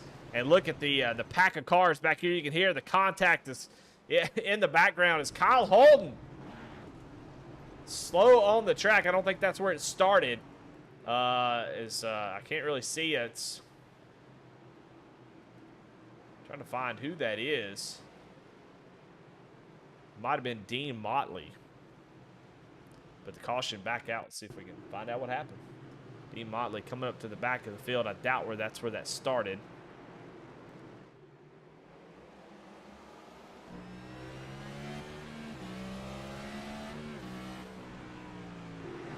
It happened up in front of him. And the 15 of Alex Coffey is the one that's sitting backwards.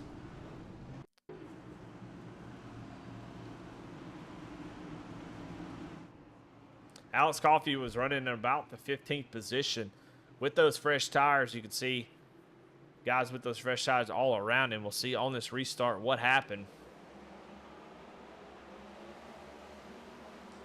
Drive down to the bottom. Oh, the 59. Kyle Holden gives a shove into the corner, and that sends Coffey around. We'll go on board with Kyle Holden here, who's led every single lap. He's got the 16 right in front of him. That's Jamison Middlemiss. You're going to see on this start, I think Jamison's going to have to give way for the 15, and I think Kyle's expecting the 16 to drive a little bit deeper into the corner here, but watch this. The 16 has to check up, and when he does, Alex Coffey's going to go around, and it's a parking lot yet again. So guys who have been up front all race long are now back in the mess and having to deal with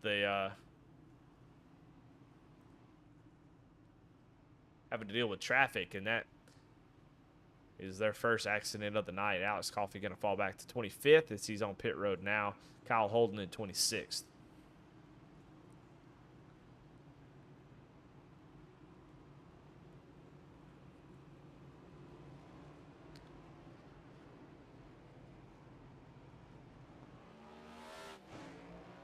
Yeah, that stage really turned the race on its head. Tires not really being a huge issue. Guys can have varying strategies, and so we're seeing one that's all over the place.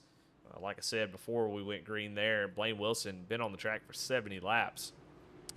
Chris Davis in second, been on the track, for 47 laps. Darren Mullins, 47 laps. Nigel Christensen for 46. Nick King, 32 laps on the track. Sean Rogers is the one I've got my eyes on, who pitted 20 laps ago. He's just got to be patient. I think Sean is in a great spot here. Just going to have to be patient to try to improve his position slowly, but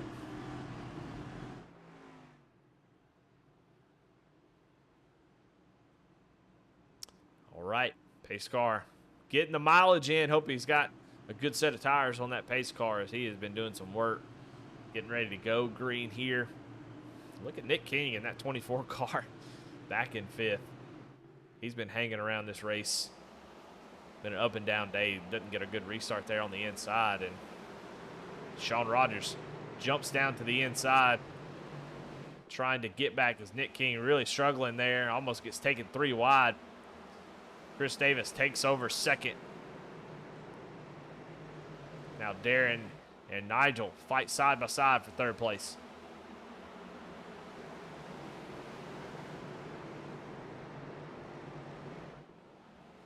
I got my eye on the 34 here.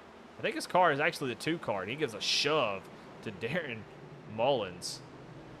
We got some car way up on the track. It looks like Paul Gallimore. Got a big cluster of cars, and they just wreck. They had it saved, and I don't know what happened there. It's like one car just came up. It looks like Allen, or the 5 of Aaron Matthews just comes up the track right in front of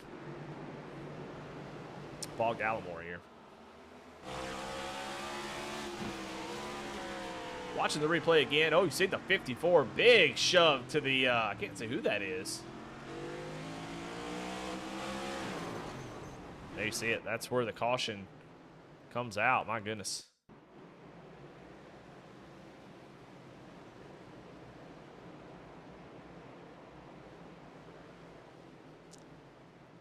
'54, Randy Mullins. He had a interesting start there. We'll go back and see if we can see from his perspective.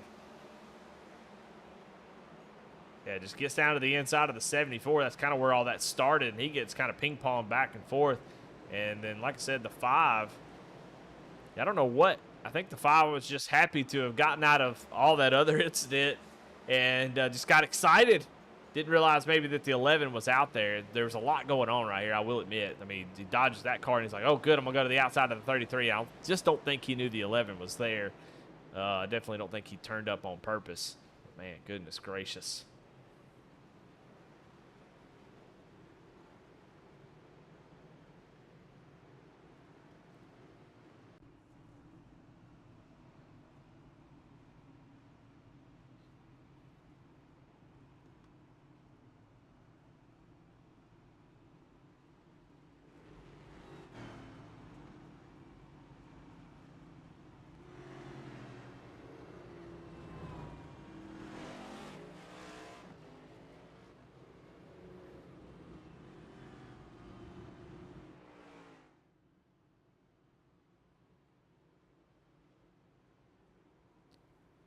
Well, all right, let's take you through the field real quick. Blaine Wilson, Chris Davis, Darren Mullen, Sean Rogers, Nigel Christensen is your top 5. Nick King, Johnny Shade, Paul Whitley, Chris Spear, and Warren Young, your top 10. John Bender in 11th. 12th, Paul Gallimore. 13th, Tim Wortman Jr. 14th, Garrett Crawford. Hunter Carmichael. Hadn't said his name all night long. He is up in the 15th position. Kyle Holden in 16th. Randy Molden 17th. Barry Sanders in 18th. Justin Belmont in 19th. Matt Mackin in 20th. Ed Bowles Jr. in 21st. Jamison Middlemiss in 22nd. Matt Cox, winner from last week, in 23rd. Jordan Schmeets in the 24th position. Alex Coffey in 25th. Derek Pemberton in 26th. Aaron Matthews in 27th. Nicholas Atwood 28th. Jared Clark in 29th. These guys are all multiple laps down. Dean Motley 30th. 19 laps down. Guys that are out of the race, Kenny Coppola, a disappointing finish for him. Ryan Huff is also out. Caden Norfree out as well. Matt Medler, Stephen Gibson, and Jeffrey Taylor all out of this race.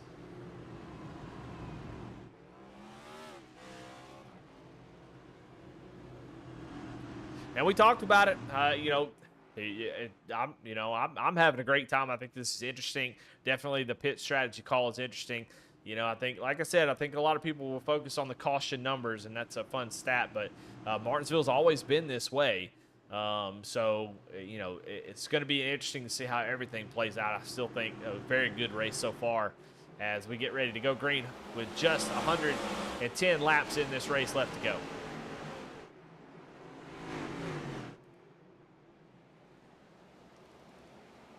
Great jump for Blaine. Here comes Sean Rogers.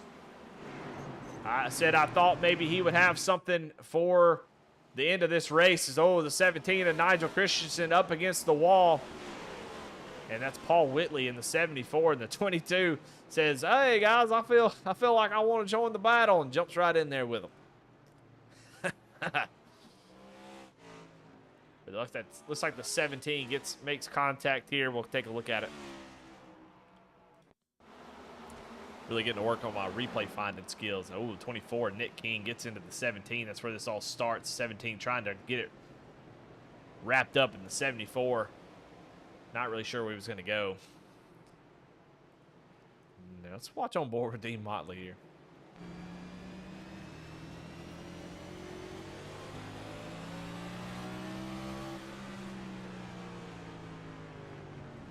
Oh, Dean makes contact.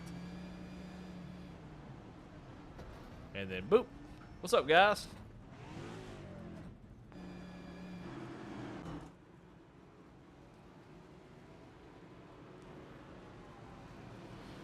Well, the 34 or the 2, I'm not real sure which number he's supposed to be. The 34 or the 2, Sean Rogers has done a fantastic job so far this race. I think flipping the stage was a smart idea. So he's been able to stay out of the mess. But a couple drivers who we haven't really talked about too much have been able to get themselves up into the whole mix up here in the top 10, which can be scary. But look here, Chris Spear in the number 7. Started in 22nd position and got a smile on his face. You love to see that. You know, you love to see these guys smiling when we've had a whole lot of cautions, been under caution. I think at some point you got to laugh to keep from crying. I don't know. But Chris Spear had a great race so far. I mean, did a great job picking the right time to come down pit road, and now it seems like he might be discussing strategy, discussing maybe what their plans are moving forward. As got just this is a little over 100 laps to go, but he's had a pretty good race. Johnny Shade here also taking advantage, flipping the stage. Well, he didn't really flip the stage. He's been on these tires for 60 laps. Him, Chris Davis, Darren Mullins are on sort of a similar strategy, but so far, you know, it's very much like what you've seen out of Sunday. It just depends on where you are on the track. And that track position has been all too important. Is right now, I mean, gosh, Alex Coffey was up front all race long.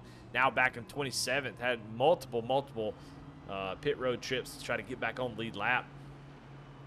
Matt Cox back in 25th. Kenny Coppola out of this thing. And Kyle Holden back in 14th.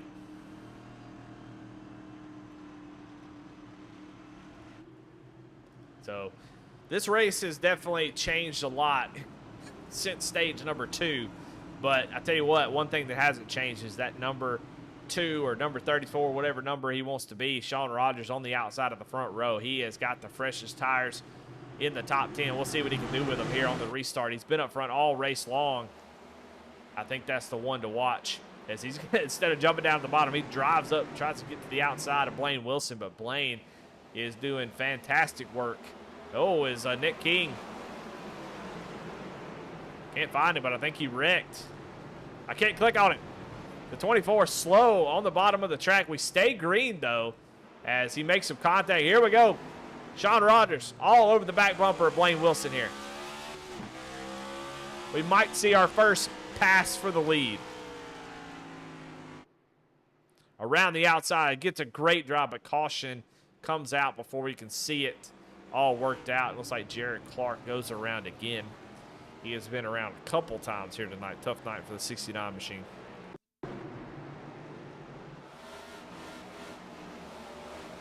See him up on the outside. See if he gets some help or if he just loses the 69. Gets up out of the groove. You always see somebody with sideways. That is the, I guess the number 6 of Justin Belmont had gone around. So we'll go check him out. Watch the number 6 here. See what happened.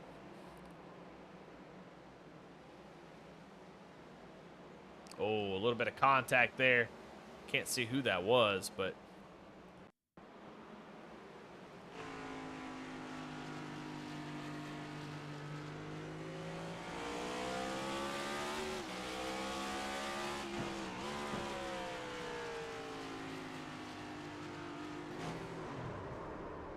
Matt Mackin just drives in there and says, excuse me. Watch one more time from Matt's point of view.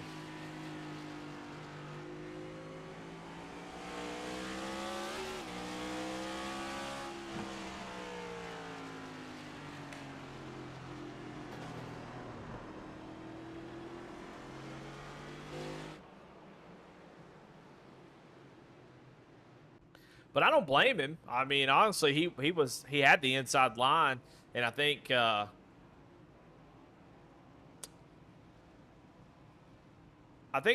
other fellow was just trying to get down. He was on the outside, came down, and Matt was there. I mean, it's basically what happened. So no surprise to see that contact happen. But yeah,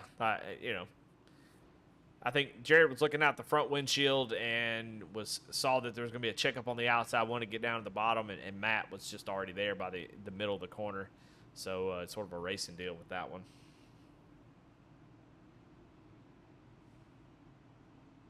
take a look at the race recap. 2 of those cautions for stage breaks, but we are pushing up into 20 cautions at this point. So really technically 17, but 19 including 2 stages. So we are just 11 cautions away from tying last season of 31 or 32. I've heard both numbers, but 31 is the last one I heard. So that's one we'll shoot for.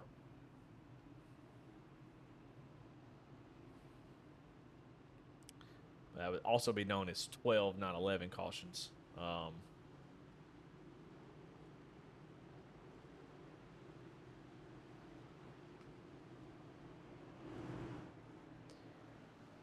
right, well, getting ready to get this restart underway. Sean Rogers has been really strong here. We'll see if he can get the lead away from Blaine Wilson. And I think if he gets the lead, I think he'll have pretty good control of this race.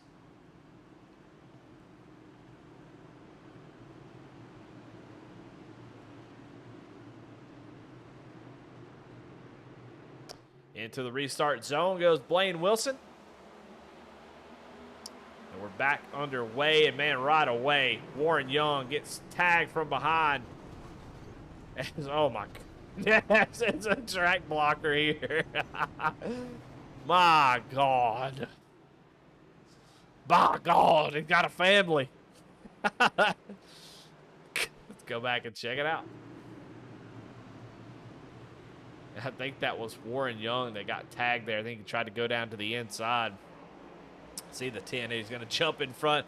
Yeah, that was a late move by Warren Young. I think it was a good move. I think he knew exactly what he was trying to do. But the 33, John Bender, I mean, no time to react here. Watch this. John does not get the greatest of restarts, but the 10, I mean, just at the last second, just not much that John could do. And you look at this. Goodness gracious.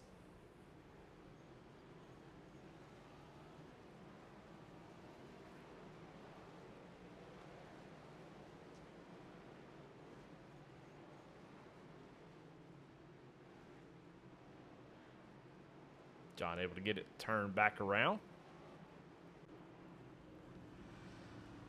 Well, all right, we actually have a report. Somebody's sending me a report from the track, and it turns out that Barney the flagman has already called his doctor, and he is scheduling Tommy John surgery for that shoulder. That right shoulder is wore out on the flagman here. As you see, he's holding it up, and honestly, his arm is honestly looking pretty weird right there. His arm is not connected into his socket of his shoulder. You can see there's a little bit of indent there, so that arm really going through it here tonight. So we'll keep an update there on Barney the flagman, but he is really struggling to hold that. You can see his arm is actually falling down every little bit as he's struggling to hold on to that thing, and he's a working man. He's not going to give up. He's going to push through it, but surgery scheduled for after this race as he is really struggling here.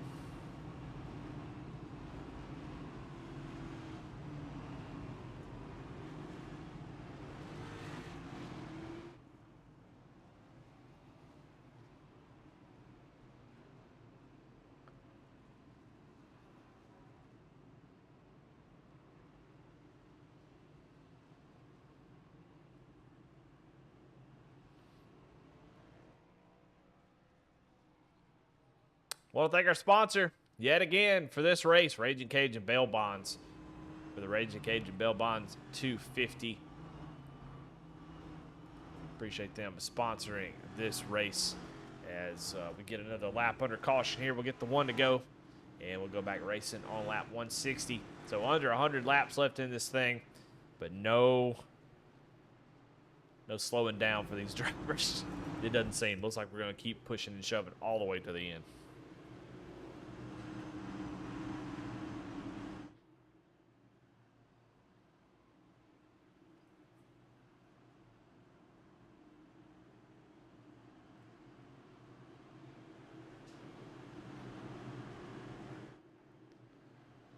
Pace car is off, getting ready to go green here on lap 160. run to the finish here, see if we can get some green flag racing. I have a feeling it's going to be impossible as, man, Sean Rogers gets a great jump, going to lean on the back bumper of Blaine Wilson through 1 and 2. We'll see if he can get to him here. Going to dive down to the inside, and he's going to just take him out. Bro, as he moves him out of the way and doesn't just move him, just spins him out. Sean Rogers taking no prisoners as he takes over the lead. And my goodness.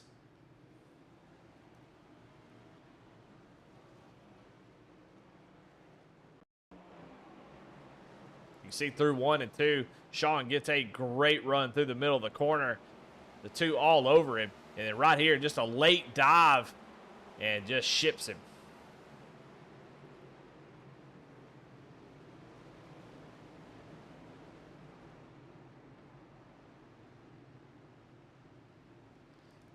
You think Sean Rogers was driving the UPS car the way he just shipped him right there. He just sent that son of a gun.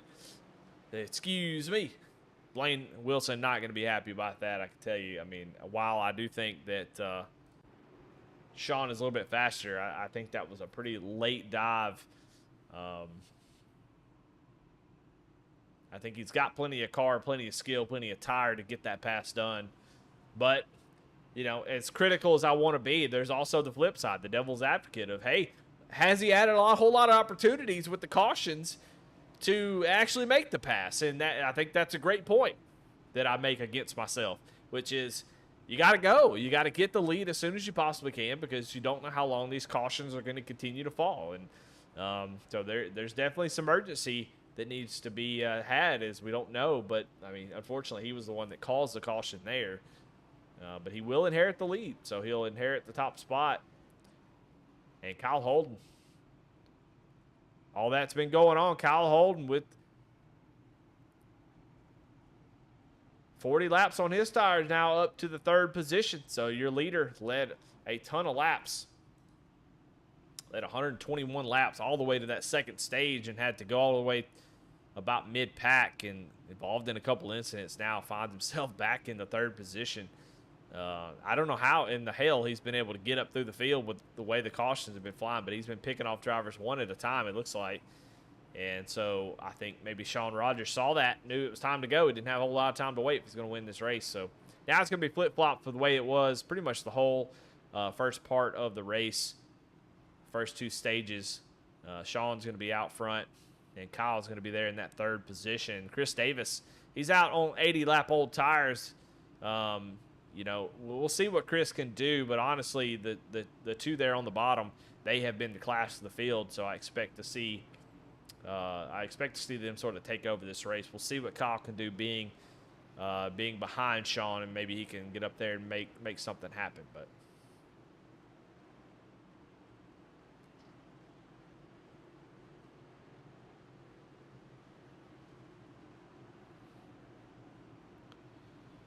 all right, get the 1 to green. We'll go green flag racing this time by.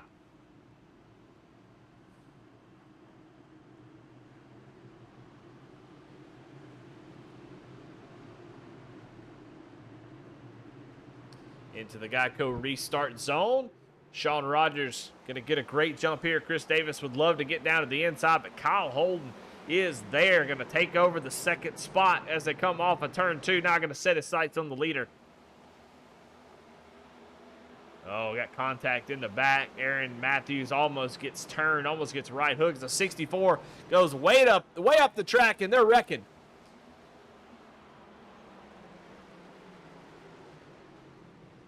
Another track blocker is guys are trying to see Alex Coffey rolling backwards as Tim Wortman is where that kind of started.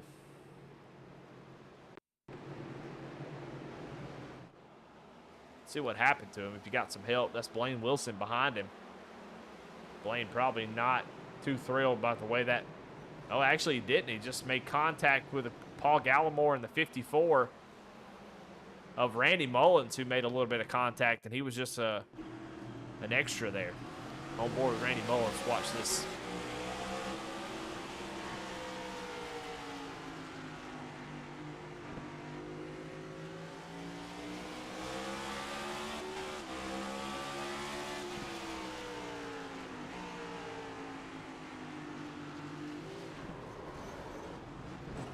Oh, Gallimore just gets into the back bumper of him. Man, look at how crazy that was.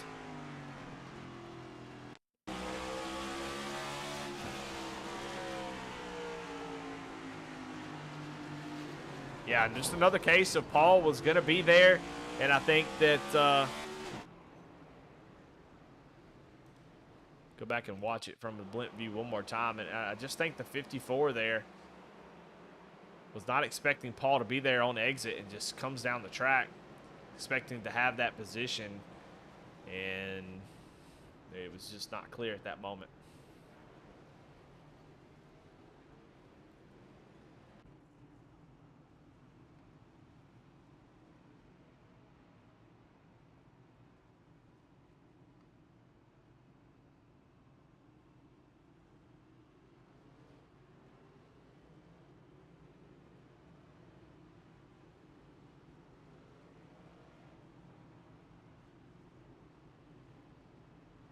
All right, let's take another short commercial break, and we'll be right back.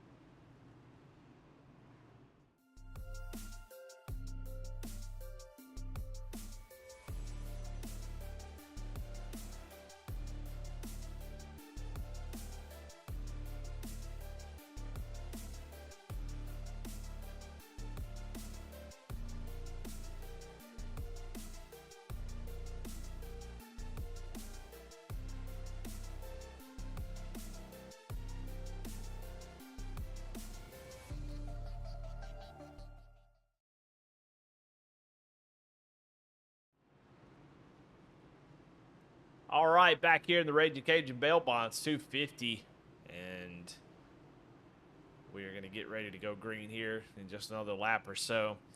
You know, big storyline so far has been, you know, Kyle Holden, who led majority of the race, now running in the second place after having to come down pit road at the end of stage 2, but won both stages, so he's got max points at the moment. If he can come home in second, he'll score the most points out of anybody, even the leader. But I know we'd love to get that win here at Martinsville. But Sean Rogers has been there. Been there all race long. But right now, your top 5, Sean Rogers, Kyle Holden, Barry Sanders, Chris Davis, and Ed Bowles Jr. Ed Bowles Jr. up 22 spots where he started.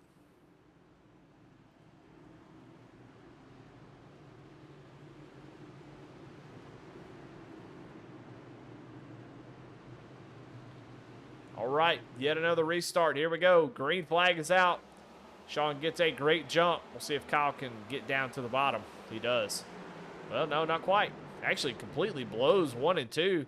Now he's going to be fighting with Chris Davis here off of turn number 2. It actually gets a great run off the outside and continues to run up the top side. Interesting. I think he had Chris Davis clear, but decided to run the outside again. Not really sure what that's about. Don't know if Kyle's got some sort of problem, but as long as he continues to run like this up on the outside. Oh, and Chris Davis going to hop the curb and knock Kyle Holden out of the way. They're 3 wide now. We'll see if they can come out of the other side. And they do, it looks like, but Ed Bowles Jr. going to take over second place, and here comes Barry Sanders to try to be the next one. Yeah, I don't know why. I think Kyle had him cleared. And for some reason, kind of, it's almost like he was staying there on the outside. And unfortunately, Chris hopped the curb, and that was pushed him up the track. He's back in 6th now, but now he's in trouble. As here comes Barry Sanders to the end, inside of the 38 of Ed Bowles Jr., and he'll take over the second spot. So Barry Sanders, it has really changed a lot right here. Look at Matt Cox. We talked about him earlier. Got taken out by Alex Coffey early in the race, and look at him.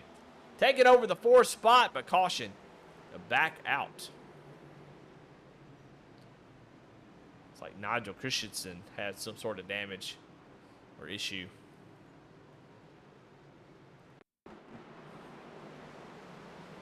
Contact between the 13, it looks like.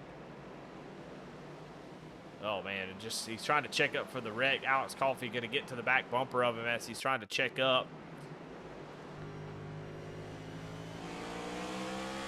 See a lot of smoke, a lot of contact. John Bender Makes a little bit of contact on board with Coffee here as we watch and see kind of what transpired. It's just a lot going on here at the moment. And there's the contact. The 8 goes up the track and trying to squeeze back down, and the 17 gets really loose. That's Nigel trying to avoid it. Oh, God, we're still wrecking after the fact.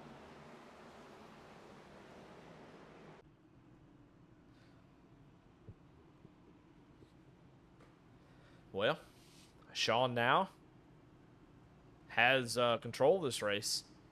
Now, Barry, there in second place, has fought through a lot of adversity here tonight and got that 88 up into the runner-up spot at the moment. And Ed Bowles Jr. also with a fantastic race to get himself up into contention. But, yeah, I'm interested to see what Matt Cox and that 32 machine has left. I mean, he's got to have gotten most of that damage fixed. The car looks pretty good. I don't see really anything out of whack. So he may have something to say about how this race is going to go. He was fast early until he got taken out. Wild paint scheme, honestly.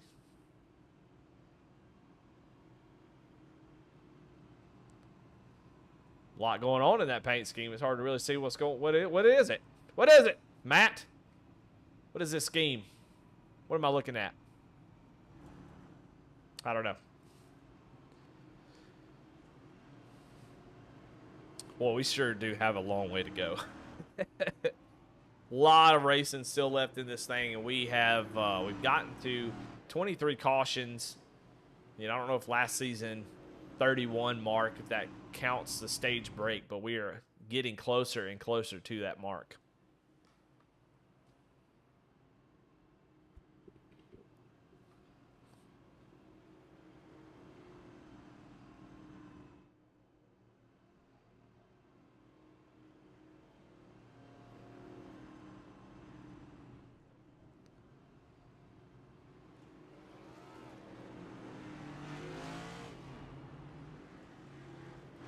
I mean, at this point, the gauntlet's been thrown. I mean, you know,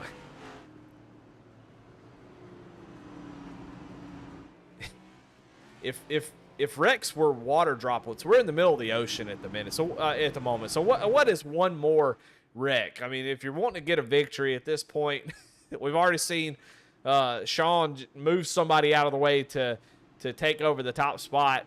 At this point, I think all bets are off. The gloves are off for sure, and I wouldn't be surprised to see someone ship a leader at the end to try to get the victory here tonight.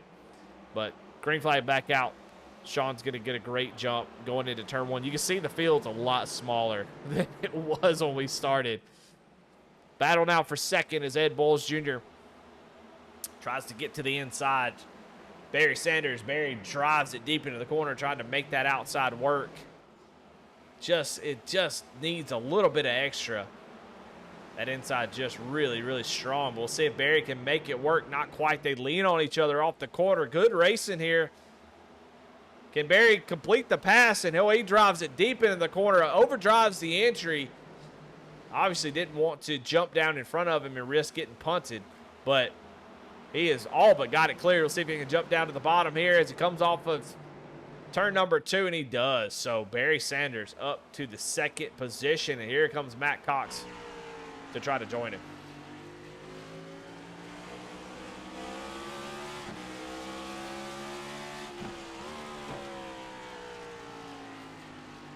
And caution back out here on the Speedway. Another group of cars that have blocked the track. Ooh, the 6, Justin Belmont, spins it out, trying to get it back going.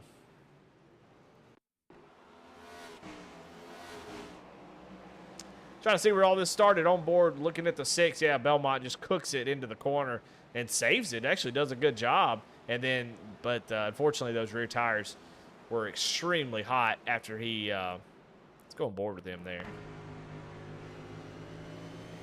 Fighting there hard on the outside, going to get a great jump, and he's going to cook it. Trying to make this work. Watch this right here. See him get loose there. Then he's going to just get on the brakes a little bit too hard. When he does, the car just slides around. He saves it, then tries to gas it up right here. and those tires too hot. And unfortunately, he goes around. I mean, he was trying not to get run over. Gives a little bit too much throttle with those tires ballooned up.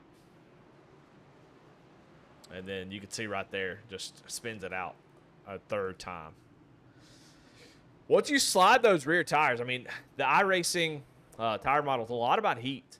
It's you want to manage that. You don't want to tire wear kind of matters, but it really matters how you manage the heat of the tires. The first couple laps, especially at a track like maybe Texas or Charlotte, you'd notice that I feel a little tight. I feel like I don't have any grip, and that's because the tires have not gotten up in temperature. A couple laps of friction and up to speed, those tires get up to the optimal temperature, and then all of a sudden the setup just feels like you're Superman all of a sudden. But if you slide those rears, the temp goes up really high quickly when you slide them like that. You spin the tires off the exit of the corner, heats those tires up very, very fast. And once that happens, the tires almost are like, basketballs. They just get really hot. And you have to give them a couple laps to cool back down, so you go down in the corner. You don't get on the throttle quite as soon as you were. Try to let those things cool down a little bit. Then once they get down in temperature, you can start to get back into the same groove you were in. So it's a slippery slope if your car is not driving well, or if you get in there and cook the rears like he did there, and then try to get on the throttle. Those tires have no grip at all. And you can even see after he got spun and got turned around and then tried to gas it up again, he loses grip, spins it out a third time.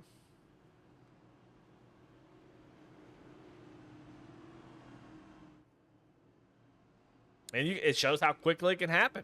The tires getting the heat getting up on those tires. I mean, we've been riding around under caution for a long time, and so the fact that they can get that much heat into them quickly just shows how important it is to keep the tires cool, keep them under you, especially at a track like Martinsville.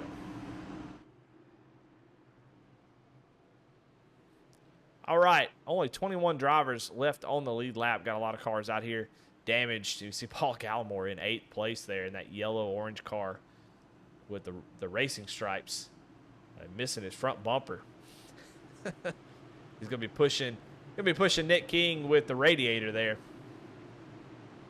Sean Rogers, Kyle Holden after that, getting pushed up the track. He falls back to 7th. Hasn't been able to really gain much time back. But we'll see what Ed Bowles gonna get real loose here. He's gonna get taken 3 wide. Nick King actually thinks better of it and says, "You know what? I'm gonna live to fight another day." Now he's going to fight, going to jump up to the outside maybe and try to get around Ed, who's now, oh, man, is Blaine Wilson cooks the front tires as and Paul Gallimore is going around.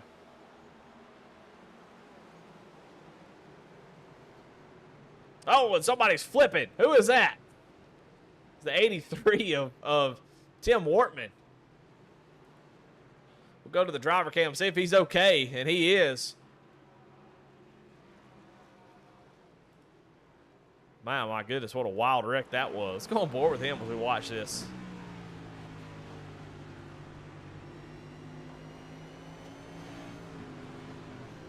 Trying to make it through that wreck if he can. He's going to get clipped right here at the end and just does a little tumble.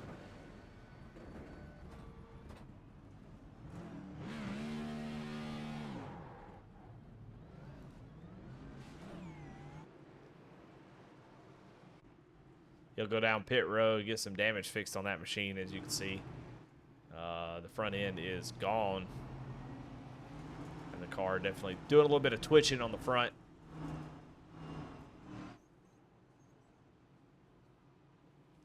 Well, all right, I don't think we'll see any more pit stops. I mean, the only question I really have right now is Blaine Wilson, who pitted 134 laps ago. I think if he thought he wouldn't be able to make it on fuel, he would have already come down pit road. I mean, there's really only 18 cars on the lead lap. I doubt he is really pushing it that hard. I'll actually see if he's doing any fuel saving. You can see there with the gear, he's in 5th.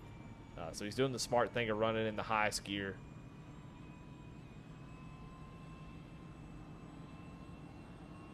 or lowest gear, whatever you want to call it.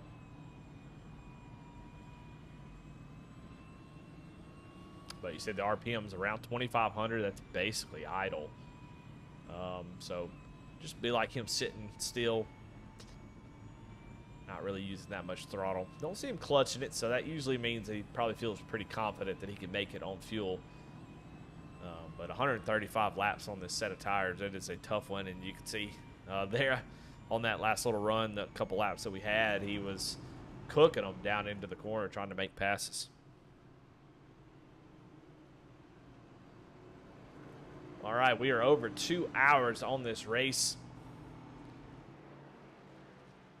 And, you know, caution laps, 45 seconds. So we will eventually end this race.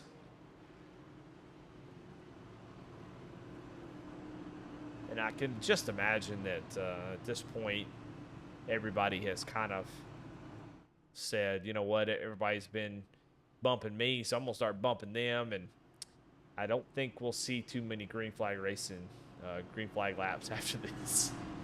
I just have a feeling. I don't know. I don't know where I'm getting it from. Might be crazy, but I don't feel like we're gonna see too many green flag racing.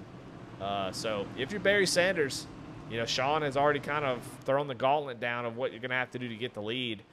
Just knock somebody out of the way. And I think if you're Barry, I don't know how bad do you want to win it. If you're Matt Cox, how bad do you want to get up there and win a second in a row?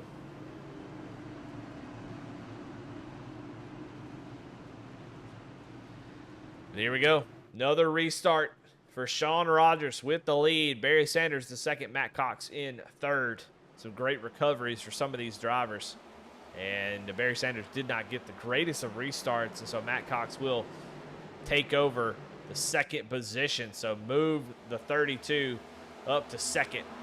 Now he's going to set his sights on the leader. Does he have anything for Sean? Sean has been fast all night long.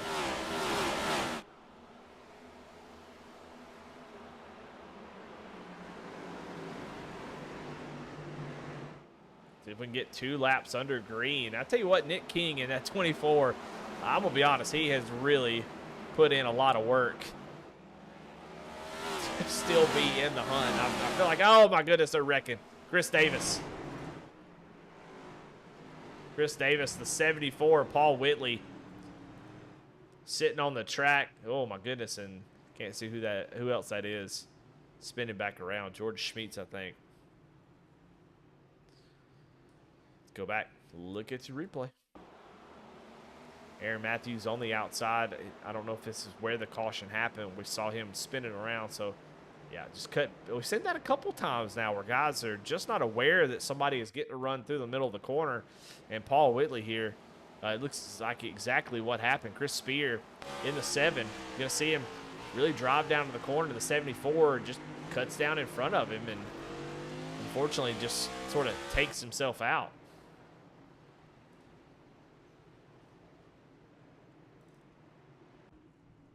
Somebody in chat asked what the caution count is. Well, there it is. 26 cautions here tonight, still with 48 laps to go.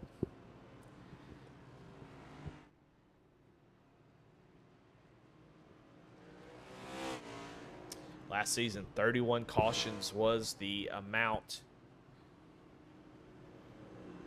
We're trying to beat that here tonight, but I'm just not sure. I think, or beat it by getting under it. But I'm not real sure. I feel like 6 more cautions is a likelihood. I don't see. We haven't really had a green flag run over maybe 10 laps here tonight, so I don't really expect to see it.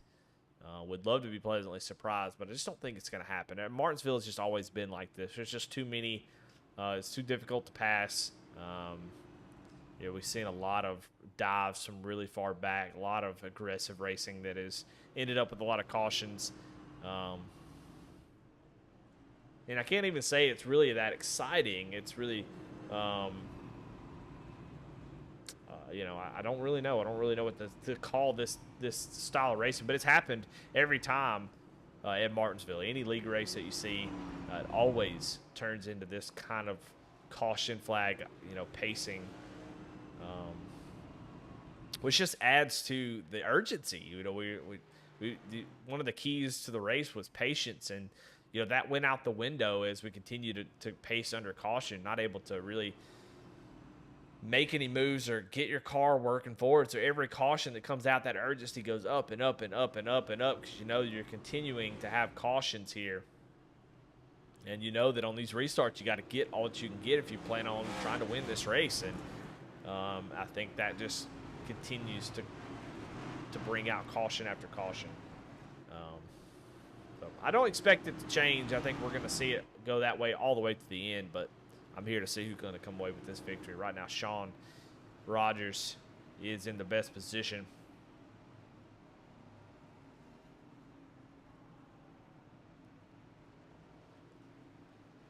Here we go. Matt Cox now going to be on the outside of the front row. We'll see if he can get down to the bottom and maybe have a chance at battling Sean there on the inside. But Barney, green flag in hand. A great jump there for Sean Rogers, and Matt Cox might be able to sneak down into the inside. And he's going to get a good run here. Barry Sanders. Oh, my goodness. They're going around. Kyle Holden spins. A little half spin. Really didn't go all the way around. Pretty good save. Somebody saved him. Oh, no, somebody is there on the track. I don't know who that is. That's Paul Whitley again. Paul Whitley actually. The green flag comes out, and Paul Whitley is coming off a pit road. And that caution, there you see the leaders on the right side of the screen. And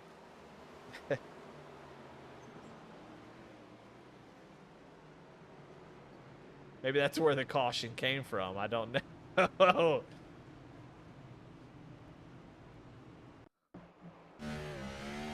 He is in second gear trying to hustle. You can see the leaders coming, and he just drives it down. You got this emergency right here. I'll tell you what, that spins out right in front of the leaders. Paul got his head on the steering wheel, I'm sure, like, good Lord, what am I doing?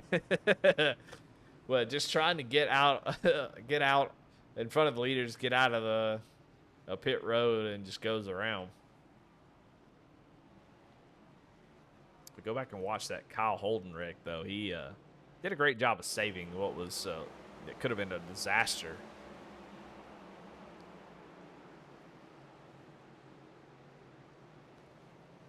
Watching that blue, and yeah, Barry has to check up a little bit when he does. John Bender gets into the back bumper, and look at that. 7 actually straightens it back out.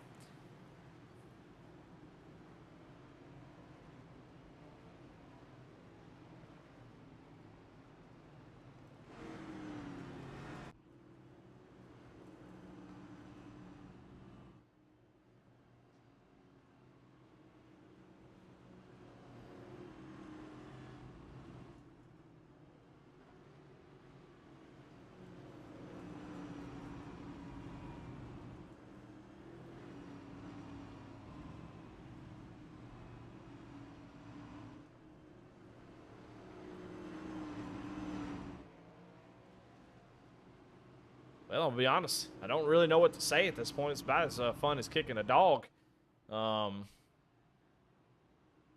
Still have 40 laps to go, and I'm interested to see just exactly what can happen here. Matt Cox did a great job on that last restart of getting clear for that second position, but Sean just has such a strong position, being out front, get control of this restart. Then by the time second place does get clear, they just don't have time to really work on trying to work up to the leader. So,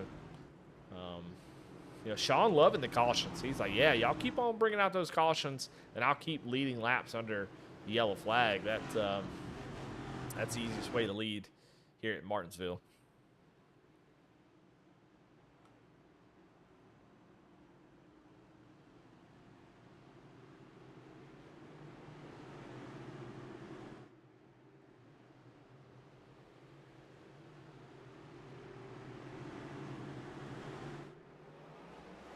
Green flag back out. Sean Rogers with a great jump. Matt Cox going to get control of second place quickly.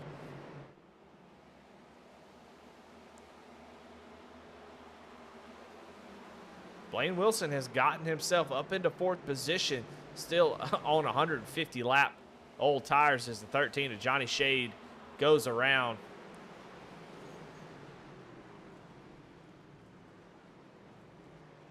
And caution is back out on the speedway.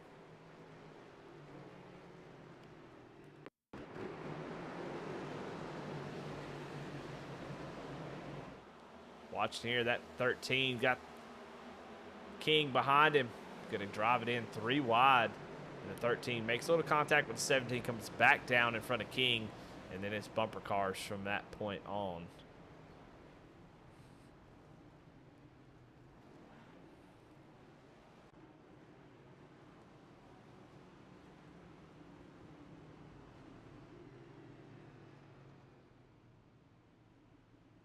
And let's take a little break. We'll come back.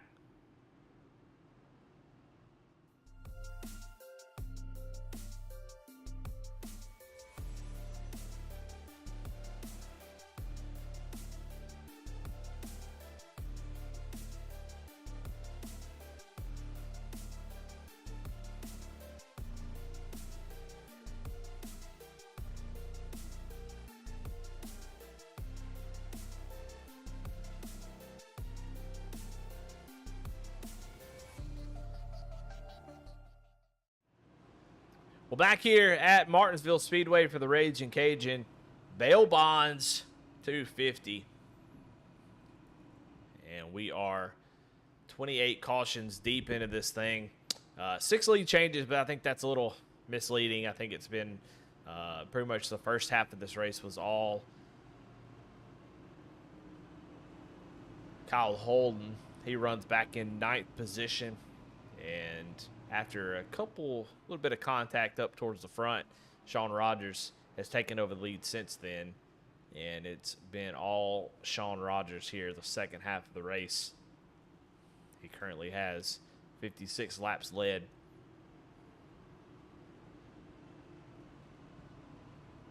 But 28 cautions is really the story of the night.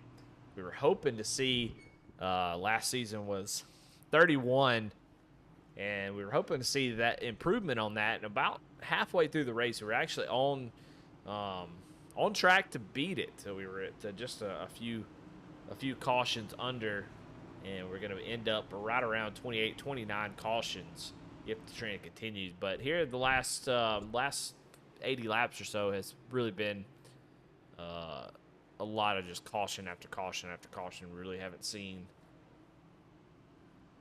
much green flag racing at all. So a lot of the races happened in just 1 or 2 laps.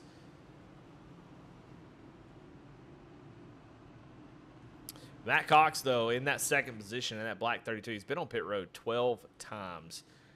Coming back in, getting damage fixed, going back out, coming back in, getting some more damage fixed. I mean, that is a lot to try to get back into this thing. So he has done a great job. If he can maintain it, stay up towards the front, he's going to have a good finish. Maybe even get a win if he can get a good start here. He's got a couple really good starts. We'll see if he's able to continue to do that. Barry Sanders has had an up-and-down race, too. He's been on pit road 8 times. So a lot of good opportunities for some finishes. Now, Blaine Wilson outside of that second row. I wonder if he gets to Sean Rogers in that 2 or 34, whatever you're looking at, the car or the scoreboard. What happens if he gets back to him? Because don't forget, Sean Rogers shift Blaine Wilson earlier in the race, and Blaine has been fighting back ever since. Oh, my goodness. And he's not going to be able to do it because Barry Sanders is going to make contact. I don't know if he made contact or he jumped the curb there.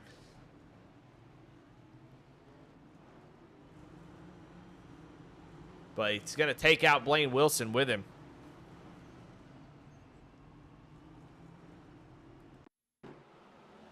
Watch right here is the 88 down on the inside. Yeah, he just cooks the corner with that brake bias. And, man, unfortunately, Aaron Matthews with nowhere to go, just an innocent bystander. Oh, he gets hit at the end just for good measure. Going board with Aaron Matthews here. I think Barry was just really trying to get down to the bottom. He shouldn't have cooked the corner here. Trying to hold on to that position. Watch right here as he goes down the corner.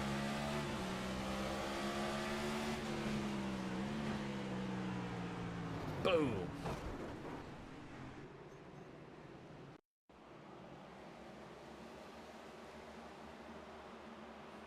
Yeah, that brake bias a little bit too low, maybe. I'm not real sure, but as soon as he gets on the brakes, that thing, back it up a little bit more, a little bit further. Watch on board with Sanders here. Once he gets on the brakes, you can tell that bias. It's not brake bias here, but you can see, wow, just right down the curb. And once he gets over the curb like that, the steering wheel really doesn't do anything. And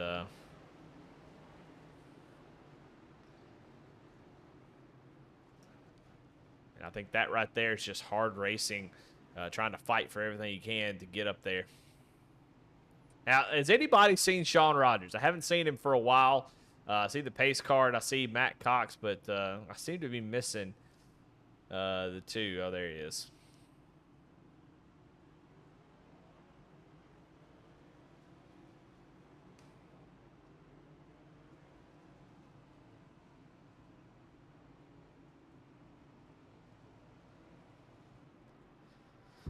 Well, been a wild one here at Martinsville, and I don't know what else is there to say about this race. It's my job to come up with it, so I guess I'm going to have to continue to find storylines that we can talk about. Chris Spear, I think, would be a great one to talk about at the moment, as he is up 18 spots from where he started. That number 7 Warrior Wraps machine is looking pretty dang good, and somebody in chat mentioned is that Chris Spear, is that Tyler Reddick. So you just can't have red hair in this world, because you're immediately going to get compared to anybody that has red hair.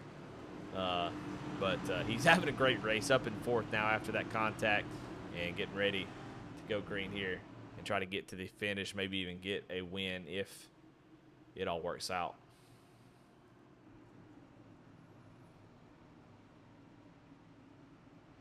All right, here we go. Just 25 laps to go in this race. Matt Cox all over the side of Sean Rogers on this restart, and Sean goes late in the box, said, I'm not playing that game.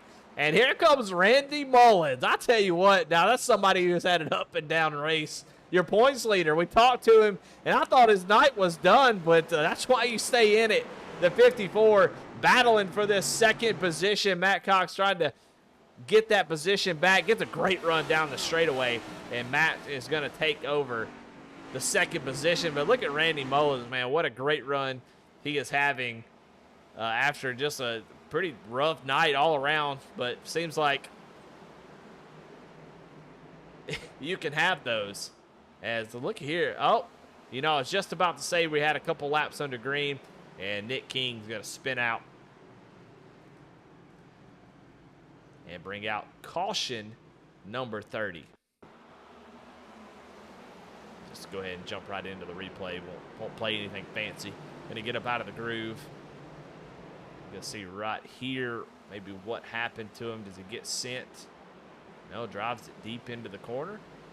Oh, yeah, may have gotten a little help there from Blaine Wilson.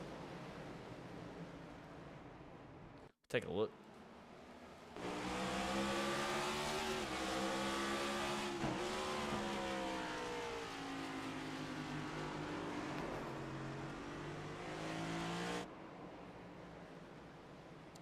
Yeah, just a racing deal with that one. I mean, the 24 left the opening there in the middle of the corner, and Blaine filled it, and the 24 tried to come back down like he was trying to diamond the corner a little bit. I don't blame either one of them right there. I think that's just a racing deal. The 24 goes around, and that brings out caution number 30.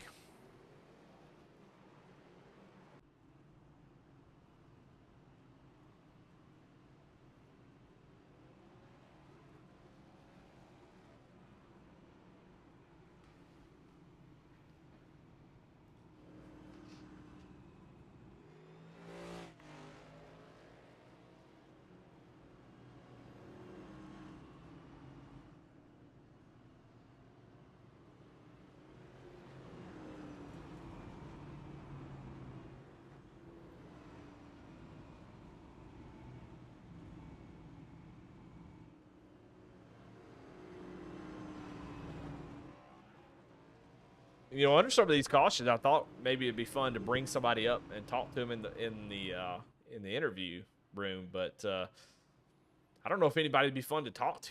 Now, I don't know what everybody's spirits are, if they're having a good time. I've seen Chris Spear have a big old couple smile, a little bit of laughing he's got going on, so I think Chris is having a good time. Pull him up into the chat. A little bit too early now, or too late, excuse me. But we might try to grab somebody next time around. Nobody's going down pit road at this point. I mean, gosh. Blaine Wilson's still out there after multiple contacts. He's been out there for 169 laps. I doubt we see anybody come back down pit road. Now, the only thing that is interesting about the front two that I don't really think matters all that much, but I mean, Matt Cox, last time he came down pit road was 79 laps ago, where the leader, Sean Rogers, 119 laps. Now, don't know if that really means a whole lot here. I think some tracks that would be a massive advantage for Matt Cox, but it's still an advantage nonetheless, and he's had a tough race. But if we do happen to get a green flag run to the finish, he might have enough tire to make something happen.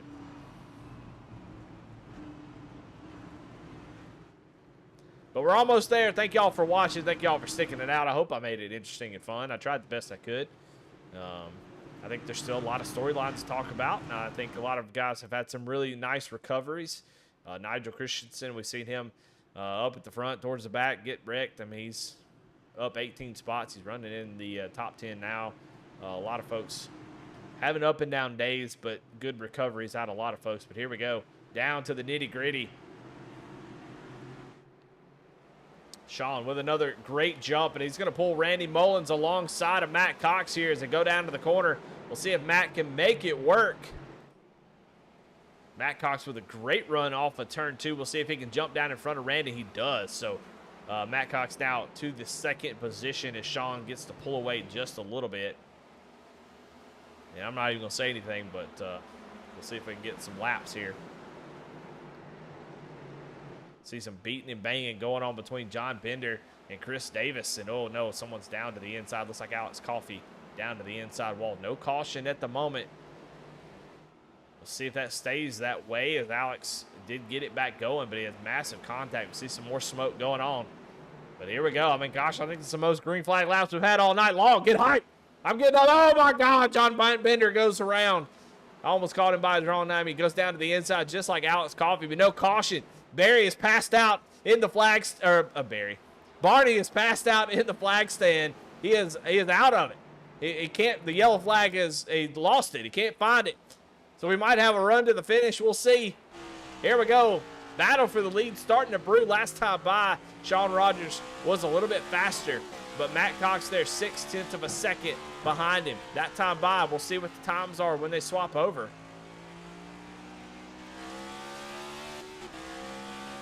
Either they didn't swap over or they ran the exact same lap times. I'm not sure, but Matt not letting him get away. We'll see as they cross line. Looks like Sean was a little bit faster this time. Oh, Matt Cox, 2/1000ths of a second faster, 2 laps in a row. That's not going to be enough. He's going to have to dig down, maybe find 100th or 2. But right now, they are running exact same lap times, 19.109 to a 19.107. So they are mirroring each other. A 19.085 and a 19.097. That is crazy how close they are running, these two. And caution now back out. Randy Mullins has apparently gone around the 54, who was up there running in the top 5. Had recovered, your points leader, now turned the wrong way. And that was a good run. That was some awesome racing. I like to see that. Let's go back and see what happened, maybe. Randy Mullins here. He's got the, what the, 59 or 60? No, it's the...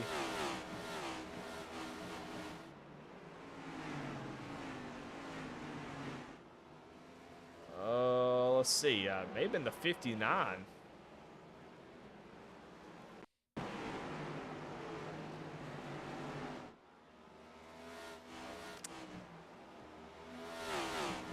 Yeah, Kyle Holden here.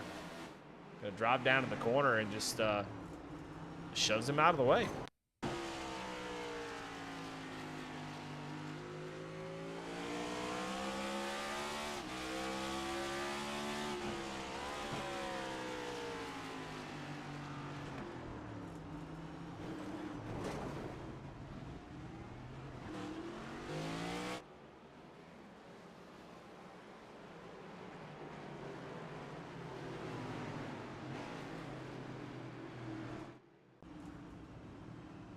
I can imagine there's going to be some ugly PMs be sent out after tonight. Well, should get the green flag with about 5 laps to go. We had a pretty nice little run there.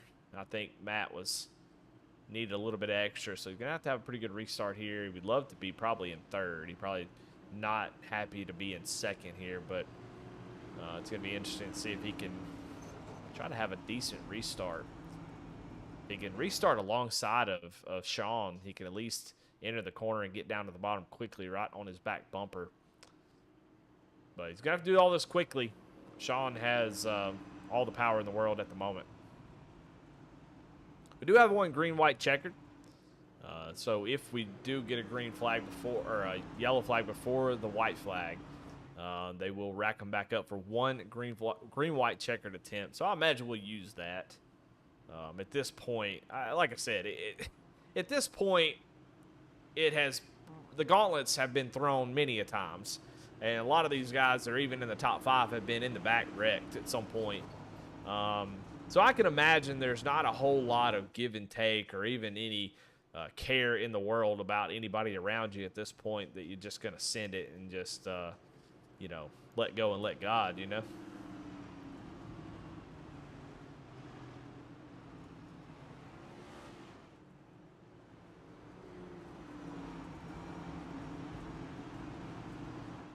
Have not gotten the one. Oh, we have gotten the one to green, so we will go green with just 6 laps to go.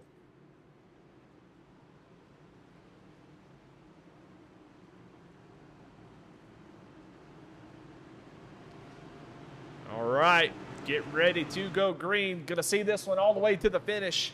Who will take home the checkered flag right now? Sean Rogers is in the best position. We'll see if Matt Cox can do anything right here. If he can get a great jump.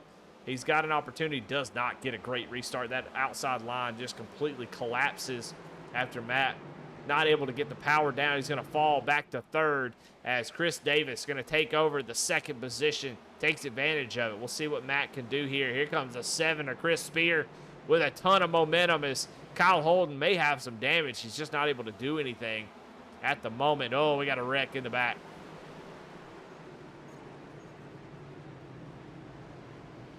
Like the 82 of Derek Pemberton just kind of loses it going into the corner.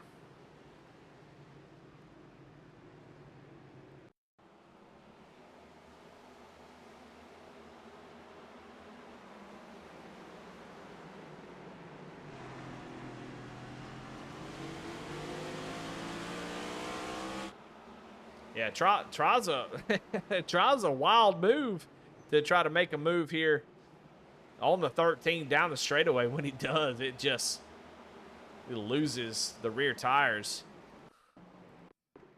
Go watch the onboard here.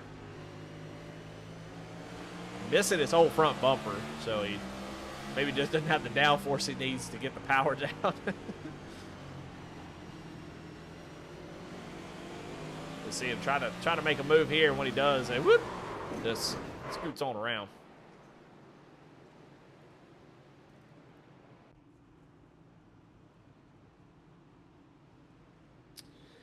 And, I mean, that should move us into the green-white checkered. I think that that should trigger the green-white checkered, I would imagine. But 32 cautions here tonight, and that is a record over last season's 31. So we have broken that record, 32 cautions here in this race. And as far as caution flag laps, I think it's at least 80% of the race has been run under caution.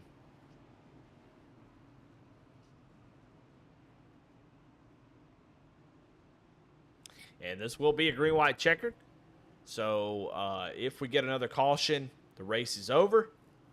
And if we see the white flag, we will race back to the checkered flag. In iRacing, they don't throw a yellow and checkered. If the white flag comes out, even if there's a track completely blocked, I believe there is no caution that comes out. So that could be an interesting turn of events, but I would imagine we'll see a caution. If I had to guess, there'll be a caution into turn 1, and the race will be over. But we'll see. That is the fun part of racing. We're going to see how that all plays out, and we got it all for you right here as we cross over the 2-hour and 30-minute mark. But this will be it. This is all she wrote.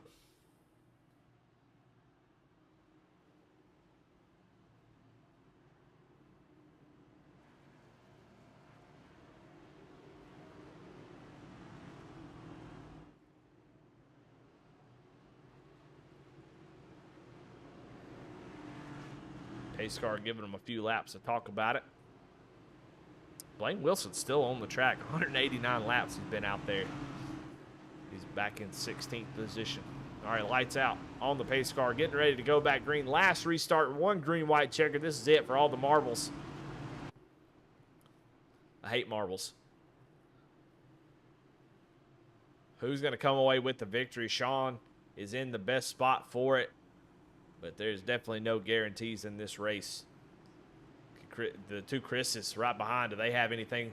They're kind of staying off the leaders here, so I don't know if they're expecting a wreck to happen. I'm not sure. But see, Matt Cox trying to stay even here through the restart zone. And Sean gets a good jump here. Matt actually gets a pretty decent restart. And you see some mess already going on in the back. We'll see if they can get all the way to the checkered flag. Coming off of turn 2. Nope, there they go, wrecking already. Caution will fly, and that will be the end of the race. Sean Rogers is going to take the victory here in this one. As the yellow flag flies, they'll have to go around one more time, I do believe, to make it official. But the yellow flag is out. They'll catch up to the pace car, and once they cross the checkered flag, Sean Rogers will be your winner. Barney, with the wore-out rotator cuff, gonna fly the checkered flag, and your winner, Sean Rogers, takes the victory after a thrilling Martinsville race.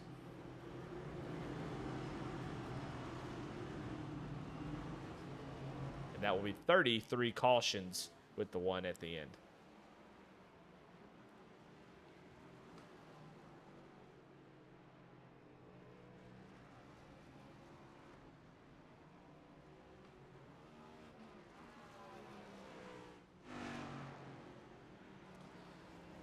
Down on the front stretch, going to do a little bit of burnouts. As I think everybody not interested in watching somebody celebrate that. I don't know. Give him a little bit of few bumps. But regardless, he's the winner, and he'll celebrate here on the front stretch. All right, one more commercial. We'll come back, and we'll talk to your final, or your top 3, and see what they thought about how this race went.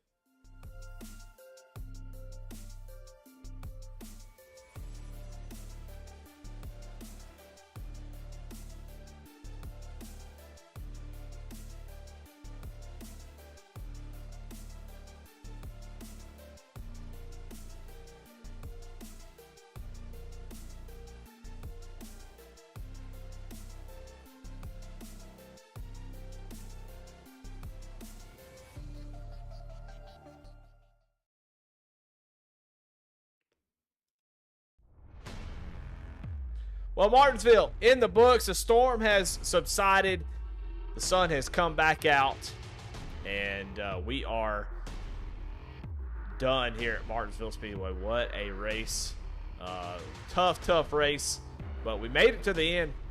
And let's take a look at where everybody finished. 33 cautions here tonight. And Sean Rogers takes home the victory. Matt Cox going to be in second place. Great recovery for him. Chris Davis with a top 3 after starting in 18th position. That's a great finish. Kyle Holden, what a comeback for him. comes home in fourth. Nigel Christensen rounds out your top 5. Garrett Crawford in 6th. Hunter Carmichael, very quiet race out of him, but I got to say that's probably a good thing, although he did have about a minute repair of on that car at some point in the race. Great comeback for him. Going to come home in 7th. Ed Bowles Jr. in the 8th position. 9th going to be Jordan Schmeets with Barry Sanders. Round out your top 10.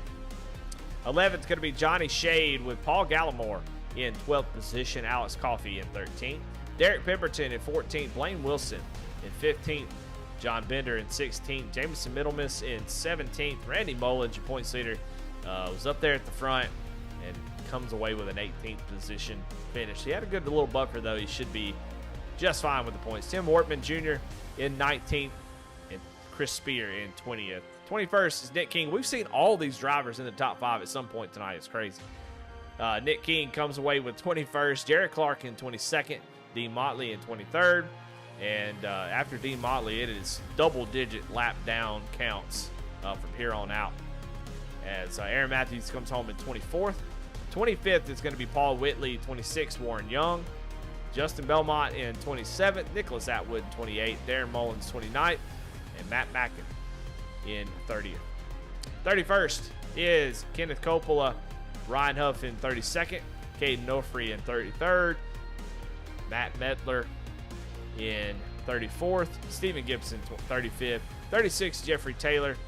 And Shane Davis never, I think he ran one single lap. So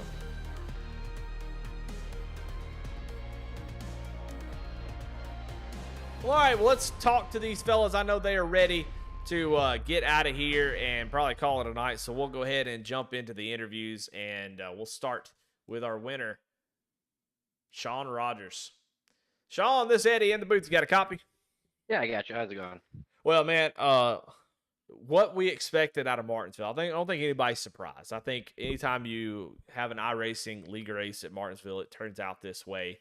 Very frustrating way to race, but you were kind of the one driver that was able to stay up near the front all race long, with a great strategy there to flip the stage at stage 2. Talk a little bit about your race. What was it like early on as you and Kenneth kind of swapped back and forth, second, third, every caution, trying to be that third guy in line. Talk a little bit about that early part of the race. Yeah, me and Kenny, we were in Discord together. We were joking the whole time. It's just like, all right, your turn for a second. So, yeah, that's just kind of how it goes. You're getting cautions every, 4 or 5 laps, maybe at best. So then, I was thinking about strategy. I needed to get ahead, so I decided to try to flip the stage. I'm just filling in, so I wasn't really worried about stage points. I was just trying to win the race. So I came up with a strategy. I didn't tell any of my teammates or anything that I was doing it, and I went ahead and flipped it, and ended up working out. Well, we got to talk about it because it's a broadcast. And you did make the opportunity to ship somebody there at one point in the race. Now, talk a little bit about that contact. I thought maybe, hey, it was important to get the lead with the way the cautions had gone. Tell me what your perspective was of that contact. Well, that was my mentality, is that, I knew that we were doing, 4-lap bursts, and I saw I had a bit of a run. I had an opportunity, and I sent her in there, and I locked him up. I got into him. I apologized to him. I hate that for Blaine. That's not how I want to do it, but it happened. It was, still 100 to go, so. Yeah, I hate that for him. I never like to pass like that if I can avoid it, but it was just kind of, I was going for it, and unfortunately, it resulted in that in a wreck. Well, I mean, it turned out to be the winning move tonight. So I mean, not a bad strategy there at the end. You had to feel pretty confident the way the cautions were falling. Having control of the race is just too important. And so with the way the cautions were falling, you knew they weren't going to stop. So, I mean, were you ever concerned at all there on that last little rush to the finish? Yeah, I knew Cox had a fast car. He's a teammate of mine, so I knew he was going to be quick. So if we got a run, it would have been interesting to see, if we could have had a race for it. But with the way the cautions were, you just get a good jump, and you pretty much had had control of the whole thing. So, again, sucks, to get it that way. Never like to do that. But yeah, it was great get out in that clean air and then having control. And with the way the cautions broke every 2 laps, I was able to keep it. There you go. Well, come away with the victory. So congratulations, Sean. And as always, who you got to thank? Well, I'm going to thank all my teammates at BMP, Kenny Coppola for putting this set together. He built this car. This thing was an absolute rocket. Thank my family. A couple of them I think were watching, supporting. And thank you guys. You guys put on a great broadcast. I'm excited to go back, and I'm going to skim through it. I don't think I'm going to watch the whole thing. I'm going to be real with you. But um, yeah, and thanks for the guys here in the Moonshiners League. Like I said, I'm just a subbing for a buddy who couldn't make it tonight. So thanks for them letting me come out here and have a little bit of fun. All right, there you have it. Your winner tonight, Sean Rogers, comes in as a substitute driver and takes home the victory. Let's talk to second place, Matt Cox, who you had a wild race, Matt. You got the win last week. You had to feel pretty good. You come into this week, got taken out sort of early, and you had to fight your way back through the field. And I looked up one time, and I'm looking into your paint scheme and looking off into the distance, into the moon, whatever it is on that scheme, and just thinking, man, how did he get back up here? But there you were at the front towards the end. Talk about your race, man. How the hell did you get back up front? Just being too damn stubborn to quit, I guess. I was just telling the guys that I was probably, I don't know, I was like hovering over the disconnect button, and then I realized I might be able to get all the damage fixed. Still had some right rear damage that probably cost me a chance to win. I just couldn't get out of the corners as good as Sean could without wrecking myself. But yeah, I don't know. I'm happy with second. Would have liked to got the win. Had a really fast car, but here we are. Yeah, and Martinsville always puts on the same show. It's I talked about it coming into this race.